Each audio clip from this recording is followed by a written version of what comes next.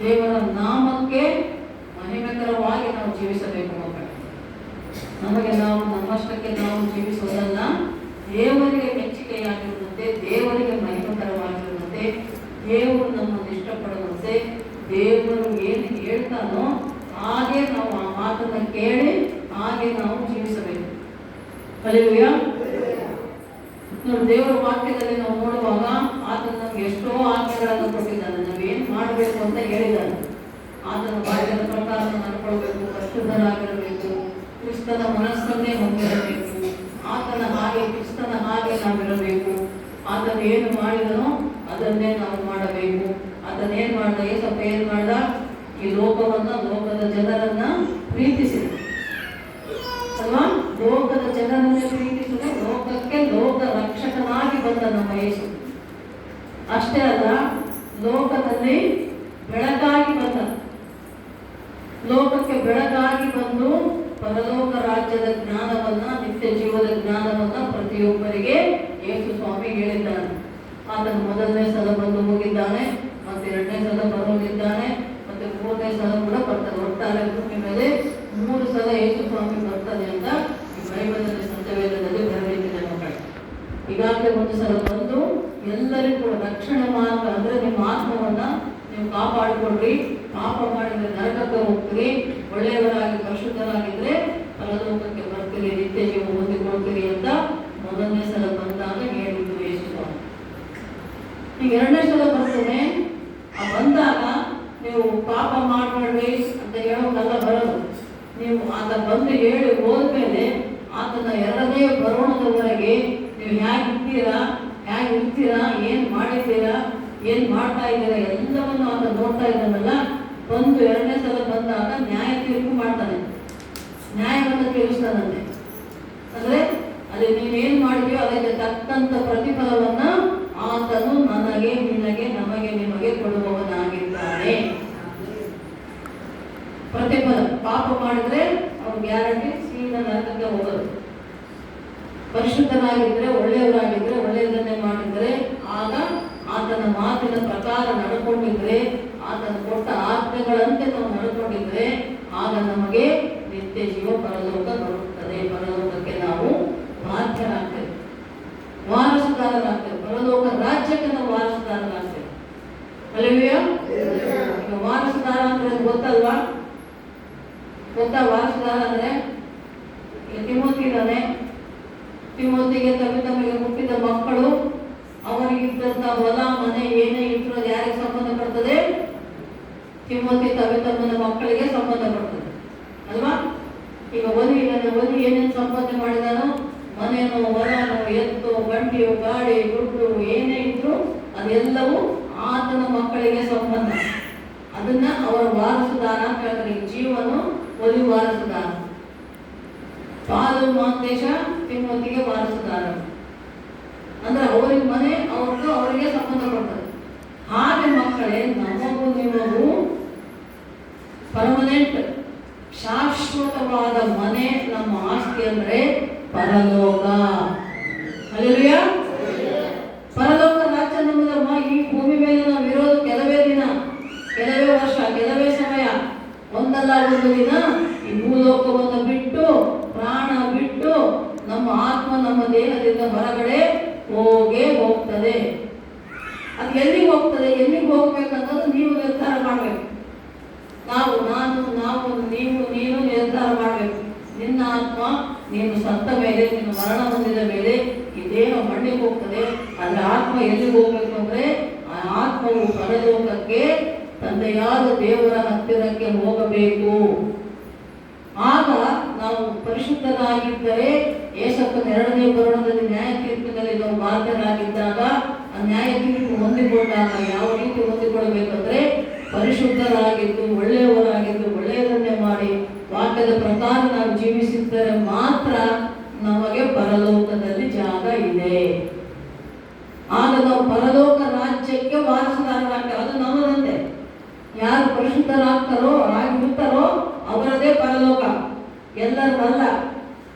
ಎಷ್ಟೋ ಸಾವಿರಾರು, ನೂರಾರು, ಲಕ್ಷಗಟ್ಟಲೆ, ಕೋಟಿಗಟ್ಟಲೆ ಜನ ಯೇಸು ಸ್ವಾಮಿನ ನಂಬಿರಬಹುದು, ಆದರೆ ಎಲ್ಲರೂ ಪರಲೋಕಕ್ಕೆ ಹೋಗ್ತಾರೆ ಅಂತ ಹೇಳೋಕ್ಕಾಗಲ್ಲ ಮಕ್ಕಳು.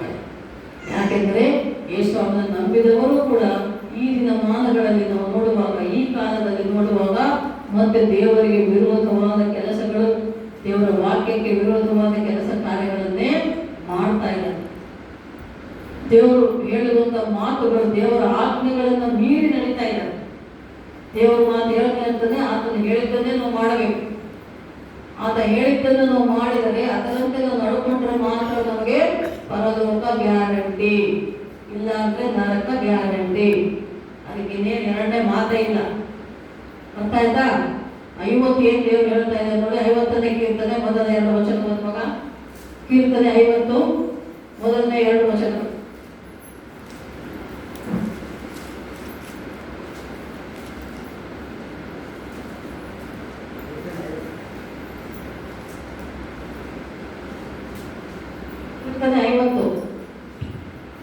ದೇವನಾದ ಯೆಹೋವನು ಪೂರ್ವದಿಂದ ಪಶ್ಚಿಮ ದಿಕ್ಕಿನವರೆಗೂ ಇರುವ ಭೂ ನಿವಾಸಿಗಳವರೆಲ್ಲರನ್ನು ತನ್ನ ಸನ್ನಿಧಿಯಲ್ಲಿ ಬರಬೇಕೆಂದು ಆಜ್ಞಾಪಿಸುತ್ತಾನೆ.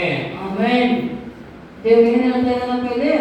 ದೇವನಾದ ಯೆಹೋವನು ಪೂರ್ವದಿಂದ ಪಶ್ಚಿಮ ದಿಕ್ಕಿನವರೆಗೂ, ಪೂರ್ವದಿಂದ ಪಶ್ಚಿಮ, ಉತ್ತರದಿಂದ ದಕ್ಷಿಣ, ಎಲ್ಲಾ ದಿಕ್ಕುಗಳಲ್ಲಿ ಅಂದರೆ ಭೂಲೋಕದಲ್ಲಿ ಎಲ್ಲಾ ಕಡೆ, ಎಲ್ಲಾ ದೇಶ ವಿದೇಶ, ಜಿಲ್ಲೆ, ತಾಲೂಕು, ಹಳ್ಳಿ, ಪ್ರದೇಶ, ಪ್ರತಿ ಭಾಗದಲ್ಲಿರುವಂತ ಜನರು ಎಲ್ಲಿಗೆ ಬರಬೇಕಂತೆ? ತನ್ನ ಸನ್ನಿಧಿಯಲ್ಲಿ ಬರಬೇಕೆ, ಆತನ ಸನ್ನಿಧಿಗೆ, ದೇವರ ಸನ್ನಿಧಿಗೆ ಬರಬೇಕೆಂದು ಆತನು ಆಜ್ಞಾಪಿಸುತ್ತಾನೆ. ಅಲ್ಲೆಲ್ಲೂಯಾ. ದೇವರ ಆಜ್ಞೆ, ದೇವರ ಆಸೆ, ದೇವರ ಚಿತ್ತ, ದೇವರ ಇಷ್ಟ ಏನಾಗಿದೆ ಅಂದರೆ ಭೂಲೋಕದಲ್ಲಿರುವವರೆಲ್ಲರೂ ಕೂಡ ಆತನ ಸನ್ನಿಧಿಗೆ ಬರಬೇಕು. ಆತನ ಸನ್ನಿಧಿಗೆ ಬರಬೇಕಾದ್ರೇನು? ಯೇಸು ಸ್ವಾಮಿನ ನಂಬಬೇಕು, ನಂಬಿ ದೀಕ್ಷಾ ಸ್ನಾನ ಹೊಂದಬೇಕು, ಆತನ ವಾಕ್ಯಗಳನ್ನು ಕೇಳಬೇಕು, ಆತನು ಹೇಳಿದ ವಾಕ್ಯದ ಪ್ರಕಾರ ನಾವು ನಡೆದುಕೊಳ್ಳಬೇಕು ಅಂತ ಯೇಸು ಸ್ವಾಮಿ ಇಷ್ಟಪಡ್ತಾ ಇದ್ದಾನೆ. ತಂದೆಯಾದ ದೇವರು ಇಷ್ಟಪಡ್ತಾ ಇದ್ದಾನೆ. ಪರಿಶುದ್ಧಾತ್ಮ ದೇವರು ನಿಮ್ಮ ಜೊತೆಗಾರನಾಗಿ, ಸಹಾಯಕನಾಗಿ ಇರೋದಕ್ಕೆ ಇಷ್ಟಪಡ್ತಾ ಇದ್ದಾನೆ ಮಕ್ಕಳು. ಆ ದೇವರ ಇಷ್ಟವನ್ನ ನಾವು ನೆರವೇರಿಸಬೇಕು. ಯಾವ ರೀತಿ ನೆರವೇರಿಸಬೇಕು? ಲಾಸ್ಟ್ ವಾಕ್ಯ ಅವರ 50ನೇ ಕೀರ್ತನೆ, ಕೊನೆ ವಾಕ್ಯ. ಯಾರು ಸ್ತುತಿ ಯಜ್ಞವನ್ನು ಸಮರ್ಪಿಸುತ್ತಾರೋ ಅವರೇ ನನ್ನನ್ನು ಗೌರವಿಸುವರು. ತಮ್ಮ ನಡತೆಯನ್ನು ಸರಿಪಡಿಸಿಕೊಳ್ಳುವವರಿಗೆ ತನ್ನ ವಿಶೇಷವಾದ ರಕ್ಷಣೆಯನ್ನು ತೋರಿಸುವೆನು. ಆಮೆನ್. Hallelujah, hallelujah. ದೇವರ ವಾಕ್ಯ ನೋಡಿ ಏನ್ ಹೇಳ್ತಾ ಇದೆ ಇಲ್ಲಿ? ನಾವು ಏನ್ ಮಾಡ್ಬೇಕಂತೆ? ಸ್ತುತಿ ಯಜ್ಞಗಳನ್ನು ಸಮರ್ಪಿಸಬೇಕು. ಕುರಿ, ಕೋಳಿ, ಹೋರಿ ಬಲಿ ಕೊಡಬೇಕಾಗಿಲ್ಲ. ಇದೇ ಕೀರ್ತನೆಯಲ್ಲಿ ನಾವು ಮಧ್ಯ ಭಾಗದಲ್ಲಿ ನೋಡ್ತೇವೆ. ಅಲ್ಲಿ ಹೇಳ್ತಾನೆ, ನಾನು ಕುರಿಗಳು, ಹೋರಿಗಳು, ಯಜ್ಞಗಳು ಬಲಿ ಕೇಳೋದಿಲ್ಲ, ಯಾವ ಪ್ರಾಣಿ ರಕ್ತವೂ ನನಗೆ ಬೇಕಾಗಿಲ್ಲ ಅಂತಂದು. ಯಾಕೆ ಅಂದ್ರೆ ಎಲ್ಲವೂ ಆತನೇ ಸೃಷ್ಟಿಸಿದ್ದಲ್ವಾ. ಈಗ ನಾವು ನೀವೇನಾರು ಮಾಡಿದೀವ? ಏನಿಲ್ಲ, ನಾವು ಮಾಡಿದ್ರೆ ಏನಿಲ್ಲ.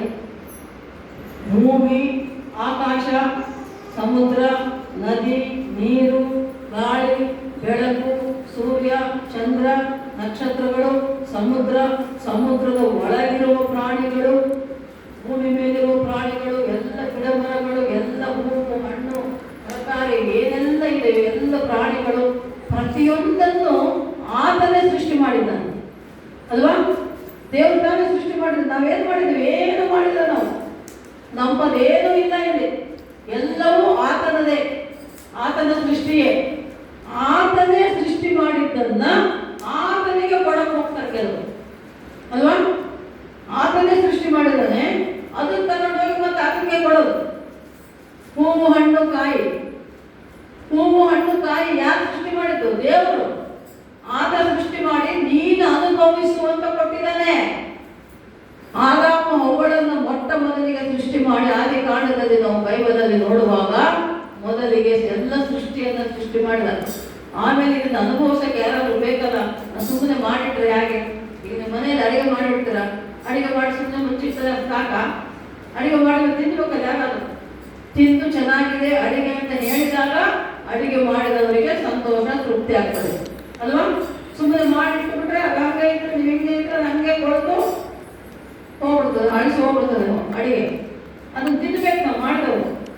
ಯಾಕೆ ಮಾಡಿದೀವಲ್ಲ? ನಾವು ಮಾಡಬೇಕು ತಿನ್ನೋದಕ್ಕಾಗಿ ನಾವು ಮಾಡ್ಕೊಂಡಿವಿ. ಸೃಷ್ಟಿ ಮಾಡಿದ್ದು ನನಗಾಗಿ ನಿನಗಾಗಿ. ಆದಾಮ ಹವ್ವಳನ್ನು ಸೃಷ್ಟಿ ಮಾಡಿ, ಏನೇನು ತೋಟವನ್ನು ಸೃಷ್ಟಿ ಮಾಡಿ, ಆ ತೋಟದೊಳಗೆ ಅವನು ನೆಟ್ಟು ಎಲ್ಲ ನೀವು ಅನುಭವಿಸ್ರಿ ಅಂತ ಕೊಟ್ಟ.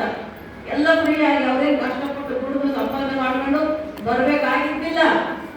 ಎಲ್ಲವೂ ಅಲ್ಲೇ ಇತ್ತು. ಬೇಕಾದ ಹಣ್ಣು ಹಂಪಲಿತ್ತು, ತಿನ್ನೋದು, ಆರಾಮಾಗಿರೋದು, ತಣ್ಣಗೆ ಗಾಳಿ, ಒಳ್ಳೆ ತೋಟ, ಒಳ್ಳೆ ಗಿಡ ಮರಗಳು ಎಲ್ಲ ಚೆನ್ನಾಗಿ ಬೇರೆ ತೋಟದಲ್ಲಿ ಆದಾಮಗಳನ್ನು ಮಾಡಿಟ್ಟ ದೇವರು. ಹಾಗೆ ಈಗಲೂ ಕೂಡ ಇರುವಂತ ಸೃಷ್ಟಿ ಎಲ್ಲವೂ ನನಗಾಗಿ ನಿನಗಾಗಿ ದೇವರು ಮಾಡಿದ್ದು. ಮನುಷ್ಯ ಮಾಡೋಕ್ಕಾಗಲ್ಲ, ಮನುಷ್ಯ ಏನು ಮಾಡೋಕ್ ಸಾಧ್ಯ ಇಲ್ಲ. ಏನು ಮಾಡಿದ್ರು ಕೊನೆಗೆ ಜನನ ಮರಣ ಇವೆರಡೂ ಇರೋದು ದೇವರ ಕೈಯಲ್ಲಿ. ಅಲ್ಲೆಲ್ಲಯ್ಯ, ಹೌದಾ? ನಾವು ಹುಟ್ಟಬೇಕಂದ್ರು ಯಾರು ಎಲ್ಲಿ ಹುಟ್ಟಬೇಕು, ಯಾವಾಗ ಹುಟ್ಟಬೇಕು ಅದನ್ನು ಕೂಡ ದೇವರು ಬರೆದಿಟ್ಟು ಬಿಟ್ಟನಂತೆ ಮಕ್ಕಳೇ. ಅಲ್ಲೆಲ್ಲಯ್ಯ, ಯಾರಿಗ್ಯಾರು ಜೋಡಿ, ಯಾರಿಗ್ಯಾರು ಮದುವೆ ಆಗ್ಬೇಕು, ಆ ಮದುವೆ ಆದ್ಮೇಲೆ ಅವ್ರಿಗೆ ಮಕ್ಕಳಾಗೋದು, ಯಾವ ಮಗು ಯಾವಾಗ ಎಲ್ಲಿ ಹುಟ್ಟಬೇಕು, ಹೇಗೆ ಹುಟ್ಟಬೇಕು, ಹೇಗಿರ್ಬೇಕು, ಅದು ಗಂಡ ಹೆಣ್ಣ ಏನು ಎಂತ ಅನ್ನೋದು ಪ್ರತಿಯೊಂದನ್ನು ಕೂಡ ದೇವರು ಬರೆದಿಟ್ಟು ನಮ್ಮನ್ನು ಕಳಿಸಿದ್ದಾನೆ ಭೂಮಿಗೆ. ಈ ಭೂಮಿ ಮೇಲೆ ಹುಟ್ಟಿ ಬಂದ ಮೇಲೆ, ಬೆಳೆದ ಮೇಲೆ ನಾವು ಎಷ್ಟು ವರ್ಷ ಇರಬೇಕು, ಎಷ್ಟು ದಿನ ಇರಬೇಕು, ಎಷ್ಟು ಗಂಟೆ ಇರಬೇಕು, ಎಷ್ಟು ನಿಮಿಷ ಇರಬೇಕು, ಎಷ್ಟು ಕ್ಷಣ ಇರಬೇಕು, ನಾವು ಬದುಕಿರ್ಬೇಕು ಅನ್ನೋದು ಕೂಡ ಆತನ ಚಿತ್ತವೇ. ಆತನು ಬರೆದಿಟ್ಟ ಪ್ರಕಾರವೇ ಪ್ರತಿಯೊಂದು ನಡೆಯುತ್ತದೆ ಮಕ್ಕಳೇ. ನಾವು ಮನುಷ್ಯರು ಏನು ಮಾಡೋದಕ್ಕೆ ಸಾಧ್ಯ ಇಲ್ಲ. ನೀನು ಎಷ್ಟೇ ಪ್ರಯಾಸ ಪಟ್ಟರು, ಎಷ್ಟೇ ಲಕ್ಷಗಳು ಕೋಟಿಗಳು ಖರ್ಚು ಮಾಡಿದ್ರು, ನಿನ್ನ ಆರೋಗ್ಯ, ನಿನ್ನ ಜೀವ ನಿನ್ನ ಕೈಯಲ್ಲಿ ಇಲ್ಲ. 2020 ಕೊರೋನಾ ಬಂತು. ಕೊರೋನಾ ಬಂದಾಗ ಎಷ್ಟು ಜನ ಸತ್ತಿದ್ದು? ಲಕ್ಷಗಟ್ಟಲೆ ಕೋಟಿಗಟ್ಟಲೆ ಜನರು ಪ್ರಪಂಚದಲ್ಲಿ ಎಲ್ಲ ಕಡೆ ಹೋಗ್ಬಿಟ್ರು. ಹೌದಾ? ಕೋಟ್ಯಾಧೀಶರ ಕೋಟಿಗಟ್ಟಲೆ ಸಂಪಾದನೆ ಮಾಡಿದ್ರು ಹೋದ್ರು, ಮಂತ್ರಿಗಳು ಹೋದ್ರು, MLAಗಳು ಹೋದ್ರು, MP ಗಳು ಹೋದ್ರು, ದೊಡ್ಡ ದೊಡ್ಡ ಅಧಿಕಾರಿಗಳು ಸತ್ತೋದ್ರು, ದೊಡ್ಡ ದೊಡ್ಡ ಡಾಕ್ಟರ್ಗಳು ಸತ್ತೋದ್ರು, ಬೇಕಾದಷ್ಟು ಜನ ಸತ್ತೋಗ್ಬಿಟ್ರು ಅವರು. ಎಷ್ಟು ದುಡ್ಡಿದ್ರು ನಾವೇನ್ ಮಾಡಕ್ ಸಾಧ್ಯ ಇಲ್ಲ. ದೇವರ ಚಿತ್ತವೇ ನೆರವೇರುವುದು ಮಕ್ಕಳೇ. ನಮ್ಮ ನಿಮ್ಮ ಕೈಯಲ್ಲಿ ನಾವೇನು ಮಾಡೋದಕ್ಕೆ ಸಾಧ್ಯ ಇಲ್ಲ. ದುಡಿಬೋದು, ಮಾಡ್ಕೊಂಡು ತಿನ್ನಬಹುದು, ಆದರೆ ಎಷ್ಟು ದಿನ ಬದುಕಿರ್ಬೇಕು, ಹೇಗೆ ಬದುಕಿರ್ಬೇಕು, ಏನು ಮಾಡಬೇಕು, ಏನು ಮಾಡಬಾರ್ದು, ಎಲ್ಲಿರಬೇಕು, ಎಲ್ಲಿರಬಾರ್ದು, ಎಲ್ಲವೂ ದೇವರ ಚಿತ್ತದ ಪ್ರಕಾರವೇ ನಡೆಯುತ್ತದೆ. ಅದಕ್ಕೆ ಹೇಳ್ತಾ ಇದೆ ವಾಕ್ಯ, ಓದುವಾಗ ಕೊನೆ ವಾಕ್ಯ. ಯಾರು ಸ್ತುತಿ ಯಜ್ಞವನ್ನು ಸಮರ್ಪಿಸುತ್ತಾರೋ ಅವರೇ ನನ್ನನ್ನು ಗೌರವಿಸುವವರು. ಯಾರು ಏನ್ ಮಾಡ್ಬೇಕಂತೆ? ದೇವರಿಗೆ ಸ್ತುತಿ ಯಜ್ಞ ಸಲ್ಲಿಸಬೇಕು. ಪ್ರತಿದಿನ ನಾವು ದೇವರನ್ನು ಪ್ರಾರ್ಥಿಸಬೇಕು, ಸ್ತುತಿಸಿ ಕೊಂಡಾಡಬೇಕು.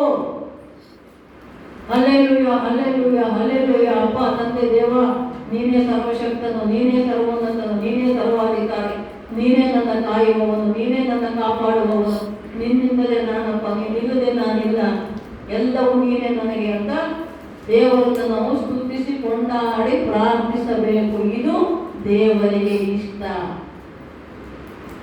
ಇದನ್ನು ಮಾಡಿದರೆ ಆಗ ನಾವು ದೇವರನ್ನು ಗೌರವಿಸುವವರಾಗ್ತೇವೆ. ದೇವರು ಕೂಡ ನಮ್ಮನ್ನ ಗೌರವಿಸ್ತಾನೆ ಮಕ್ಕಳು. ನಮಗೆ ಉನ್ನತವಾದ ಸ್ಥಾನಮಾನವನ್ನು ಕೊಡುವಾತನು ಆತನೇ. ಲೋಕದ ರೀತಿಯಲ್ಲಿ ಯಾರು ಏನು ಮಾಡೋದಕ್ಕೆ ಸಾಧ್ಯ ಇಲ್ಲ. ನಿನ್ನ ಒಳ್ಳೆಯ ನಡೆ ನುಡಿ ನಿನ್ನ ಒಳ್ಳೆಯದಾಗಿದ್ರೆ ಎಲ್ಲರೂ ನಿನಗೆ ಮರ್ಯಾದೆ ಕೊಡ್ತಾರೆ. ಅದೇ ನೀನು ಸರಿಯಾಗಿಲ್ಲ, ಕಳ್ಳ ಸುಳ್ಳು ಆಗ್ಬಿಟ್ರೆ ಅವನೇನೆ ಹೇಳಿ ಬಿಡಪ್ಪ ಅಂತಾರೆ. ಯಾರು ಕೇರ್ ಮಾಡಲ್ಲ ಅಲ್ವಾ? ಕಳ್ಳ ಸುಳ್ಳು ಯಾರು ನಂಬುತ್ತಾರ? ಯಾರನ್ನ ಹತ್ರ ಕರೀತಾರ? ಯಾರನ್ನ ಹತ್ರ ಹೋಗ್ತಾರೆ? ಯಾರಪ್ಪ ಅವರು ದುಷ್ಟರಿಂದ ದೂರ ಇರೋಣ, ಕೆಟ್ಟ ಸಹವಾಸ ನಮ್ಗೆ ಬೇಡ ಅಂತ ದೂರ ಇರ್ತಾರೆ. ಅವರು ಹತ್ತಿರಕ್ಕೂ ಯಾರು ಹೋಗೋದಕ್ಕೆ ಇಷ್ಟಪಡೋದಿಲ್ಲ. ಹಾಗೆ ದೇವರು ಕೂಡ ಕೆಟ್ಟವರನ್ನ ಇಷ್ಟಪಡುವುದಿಲ್ಲ, ಒಳ್ಳೆಯವರನ್ನೇ ಆತ ಇಷ್ಟಪಡೋದು. ಯಾಕೆಂದ್ರೆ ಆತನು ಒಳ್ಳೆಯವನು, ಒಳ್ಳೆಯದನ್ನೇ ಮಾಡುವವನು. ನಾವು ನಂಬಿದ ದೇವರು, ನಂಬಿಗಸ್ತನಾದ ದೇವರು, ನಂಬಿದವರ ಕೈ ಬಿಡಲಾದ ದೇವರು, ಈ ಎಲ್ಲ ಸಮಯದಲ್ಲಿ ನಮ್ಮ ಜೊತೆ ಇರುವಂತಹ ನನ್ನ ದೇವರು, ನಮ್ಮ ದೇವರು ನಮ್ಮನ್ನು ಕಾಯ್ದು ಕಾಪಾಡುವವರು. ಆತನು ನಮ್ಮ ಜೊತೆ ಇದ್ದರೆ ನಮ್ಗೆ ಯಾವ ಕೊರತೆ ಇಲ್ಲ. ಅದು ಅದಕ್ಕೆ ಕೀರ್ತನೆ ನಾವು ನೋಡ್ತೇವೆ 23 ಯೆಹೋವನು ನನ್ನ ಕುರುಬನು, ನಾನು ಕೊರತೆ ಪಡೆದು, ನನಗೆ ಯಾವ ಕೊರತೆ ಇಲ್ಲ.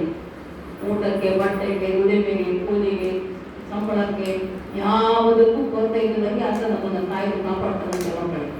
ನನಗೆ ಬೇಕಾದದನ್ನ ಬೇಕಾದ ಸಮಯದಲ್ಲಿ ಆತನು ಒದಗಿಸಿ ಕೊಡುವ ಯೆಹೋವ ಈರೇ ದೇವರು ನಮ್ಮ ದೇವರು. ಹಲ್ಲೆಲೂಯಾ. ಅದಕ್ಕೆ ಹೇಳ್ತಾ ಇದೆ, ಆತನಿಗೆ ಏನಂತ ನಾವೇನು ಸಮರ್ಪಿಸಬೇಕು, ಏನು ಕೊಡಬೇಕು ದೇವರಿಗೆ? ನಮ್ಮ ಸ್ತುತಿ ಯತ್ನಗಳನ್ನು ಸಮರ್ಪಿಸಬೇಕು. ಆತನನ್ನು ಸ್ತುತಿಸಿ ಕೊಂಡಾಡಬೇಕು. ಅದು ದೇವರಿಗೆ ಇಷ್ಟವಾದದ್ದು. ಅದು ಬಿಟ್ಟು ಕುರಿ ಬಲಿ ಕೊಟ್ಟೆ, ಕೋಣ ಬಲಿ ಕೊಟ್ಟೆ, ದನ ಬಲಿ ಕೊಟ್ಟೆ, ಅಯ್ಯೋ ನೀನು ಮಾಡಿದ್ದೆ, ನೀನು ಸೃಷ್ಟಿ ಮಾಡಿದೆ, ದೇವರೇ ಸೃಷ್ಟಿ ಮಾಡಿದ್ದು, ಆತನು ಮಾಡಿದ್ದು ಆತನಿಗೆ ಕೊಟ್ಟರೆ ನೀನು ಕೊಟ್ಟಂಗೆ. ನೀನು ಕೊಡಬೇಕು. ಏನನ್ನು ಕೊಡಬೇಕಂದ್ರೆ ನಿನ್ನ ಪರಿಶುದ್ಧವಾದ ಹೃದಯವನ್ನ, ಒಳ್ಳೆಯ ಮನಸ್ಸನ್ನ, ಒಳ್ಳೆಯ ಸ್ತುತಿ ಯತ್ನವನ್ನ ದೇವರಿಗೆ ಕೊಡಬೇಕಷ್ಟೇ. ಬೇರೆ ಏನೂ ಇಲ್ಲ. ನೀನು ಕೊಡಬೇಕಾದ್ದು ನಿನ್ನ ಹತ್ರ ಏನೂ ಇಲ್ಲ. ನಿನ್ನದು ಅಂತ ಇರೋದು ನಿನ್ನ ದೇಹ ಮಾತ್ರ. ಅದು ಆತನೇ ಸೃಷ್ಟಿ ಮಾಡಿದ್ದು. ಆದರೆ ಅಲ್ಲಿ ಕೂಡ ಆತ ಬೇಡೋದೇನು? ನಿನ್ನ ಹೃದಯವನ್ನು. ಮುಂದೆ ವಾಕ್ಯ, ತಮ್ಮ ನಡತೆಯನ್ನು ಸರಿಪಡಿಸಿಕೊಳ್ಳುವವರಿಗೆ, ತಮ್ಮ ನಡತೆಯನ್ನು ಸರಿಪಡಿಸಿಕೊಳ್ಳುವವರಿಗೆ ನನ್ನ ವಿಶೇಷವಾದ ರಕ್ಷಣೆಯನ್ನು ತೋರಿಸುವೆನು. ವಿಶೇಷವಾದ ರಕ್ಷಣೆ. ನೋಡಿ, ರಕ್ಷಣೆ ನೀಡುತ್ತಾನೆ ಆತ. ರಕ್ಷಣೆ ನೀಡುವುದು ನಿನ್ನ ಆತ್ಮಕ್ಕೆ, ನಿನಗೆ, ನಿನ್ನ ಕುಟುಂಬಕ್ಕೆ, ನಿನ್ನ ಮಕ್ಕಳಿಗೆ, ನಿನ್ನ ಮೊಮ್ಮಕ್ಕಳಿಗೆ, ನಿನ್ನ ಎಲ್ಲಕ್ಕೂ ಕೂಡ ಆತ ರಕ್ಷಣೆ ನೀಡ್ತಾನೆ, ಕಾಯ್ದು ಕಾಪಾಡ್ತಾನೆ. ಆದರೆ ಇದು ವಾಕ್ಯ ಹೇಳ್ತಾರೆ, ತನ್ನ ನಡತೆಯನ್ನ ಏನ್ ಮಾಡ್ಕೋಬೇಕಪ್ಪ? ಸರಿಪಡಿಸಿಕೊಳ್ಳುವವರಿಗೆ. ಇದು ಬಹಳ ಮುಖ್ಯವಾದ ಅಂಶ ಮಕ್ಕಳೇ. ತಿಳ್ಕೊಂಡು ಕೋಟೆ ಸಭೆಯವರು ದೇವರ ಮಕ್ಕಳು, ದೇವರು ತನಗಾಗಿ ಆರಿಸಿಕೊಂಡ ಮಕ್ಕಳು, ತನಗಾಗಿ ಆರಿಸಿಕೊಂಡ ಸೇವಕರು ಈ ಸಭೆಯಲ್ಲಿ ಇದ್ದೀರಾ? ದೇವರ ವಾಕ್ಯ ಹೇಳ್ತದೆ, ತನಗಾಗಿ ಆರಿಸಿಕೊಂಡ ನಾಯಕರು, ಪ್ರತಿಯೊಬ್ಬ ದೇವರ ಮಗನು ಮಗಳು ಏನ್ ಮಾಡಬೇಕಂತೆ? ತನ್ನ ನಡತೆಯನ್ನ ಸರಿಪಡಿಸಿಕೊಳ್ಳಬೇಕು ಅಂತ ಹೇಳ್ತಾ ಇದೆ. ದೇವರಿಗೆ ನೀವು ಎಚ್ಚರಿಕೆ ಕೊಡ್ತಾ ಇದ್ದಾನೆ ಮಕ್ಕಳೇ. ಅದರ ಅರ್ಥ ಏನು? ನಿಮ್ಮಲ್ಲಿ ಏನೋ ಹೆಚ್ಚು ಕಡಿಮೆ ಆಗಿದೆ. ಪ್ರಾರ್ಥನೆ ಕಡಿಮೆ ಆಗಿರಬಹುದು, ನಂಬಿಕೆ ಕಡಿಮೆ ಆಗಿರಬಹುದು, ನೀವು ಮಾಡುವಂಥ ಜೀವನದ ರೀತಿಯಲ್ಲಿ ಏನಾದರೂ ಹೆಚ್ಚು ಕಡಿಮೆ ಆಗಿರಬಹುದು, ನೀವು ಮಾತನಾಡುವುದು ಹೆಚ್ಚು ಕಡಿಮೆ ಆಗಿರಬಹುದು, ನಿಮ್ಮ ಪ್ರಾರ್ಥನೆ ಹೆಚ್ಚು ಕಡಿಮೆ ಆಗಿರಬಹುದು, ನೀವು ಜಗಳ ತಕರಾರಿನಲ್ಲಿರಬಹುದು, ಯಾರನ್ನಾದ್ರೂ ದ್ವೇಷ ಮಾಡ್ತಾ ಇರ್ಬೋದು, ಯಾರ ಮೇಲಾದ್ರೂ ಹೊಟ್ಟೆ ಕಿಚ್ಚು ಪಟ್ಟುಕೊಂಡಿರ್ಬೋದು. ಇಂಥ ಗುಣಗಳೇನಾದರೂ ನಿನ್ನಲ್ಲಿ ಇದ್ದರೆ ಅದಕ್ಕೆ ದೇವರ ವಾಕ್ಯ ಎಚ್ಚರಿಸ್ತಾ ಇದೆ, ನಿನ್ನ ನಡತೆಯನ್ನು ನೀನು ಸರಿಪಡಿಸಿಕೋ. ನಿನ್ನ ನಡೆನುಡಿಯನ್ನ ಸರಿಪಡಿಸ್ಕೋ. ನೀನು ಮಾತಾಡ್ತಾ ಇದೆಯಾ, ಬಾಯಿ ಬಿಟ್ಟರೆ ಕೆಟ್ಟ ಮಾತು, ಸುಳ್ಳು ಮಾತು, ಹೇಳೋದೊಂದು ಮಾಡೋದೊಂದು, ಆ ಥರ ಏನಾದರೂ ನಿಮ್ಮಲ್ಲಿ ಇದ್ದರೆ ದೇವರು ಹೇಳ್ತಾ ಇದ್ದಾನೆ, ಅದನ್ನು ನೀವು ಸರಿಪಡಿಸಿಕೊಳ್ಬೇಕಂತ. ನಿಮ್ಮ ನಡೆನುಡಿಯನ್ನು ಸರಿಪಡಿಸಿಕೊಳ್ಳ್ರಿ. ನೀವು ಆಡುವ ಬಾಯಿಂದ ಬರುವ ಮಾತು, ನಿಮ್ಮ ಆಲೋಚನೆಗಳು, ನಿಮ್ಮ ಹೃದಯದಲ್ಲಿರುವಂಥ ಭಾವನೆಗಳು ಇವೆಲ್ಲವೂ ಕೂಡ ಶುದ್ಧವಾಗಿರಬೇಕು. ಪರಿಶುದ್ಧವಾದ ಹೃದಯವನ್ನೇ ದೇವರು ಇಷ್ಟಪಡ್ತಾನೆ. ನಿನ್ನಲ್ಲಿ ಏನೋ ಅಶುದ್ಧತೆ ಇದೆ, ಏನೋ ಕಸ ಕಟ್ಟಿ ಏನೋ ಇದೆ ನಿನ್ನ ಹೃದಯದಲ್ಲಿ, ನಿನ್ನ ಮಾತಿನಲ್ಲಿ, ನಿನ್ನ ಆಲೋಚನೆಯಲ್ಲಿ ಇರುವುದಾದರೆ ಅದು ದೇವರಿಗೆ ಇಷ್ಟ ಇಲ್ಲ.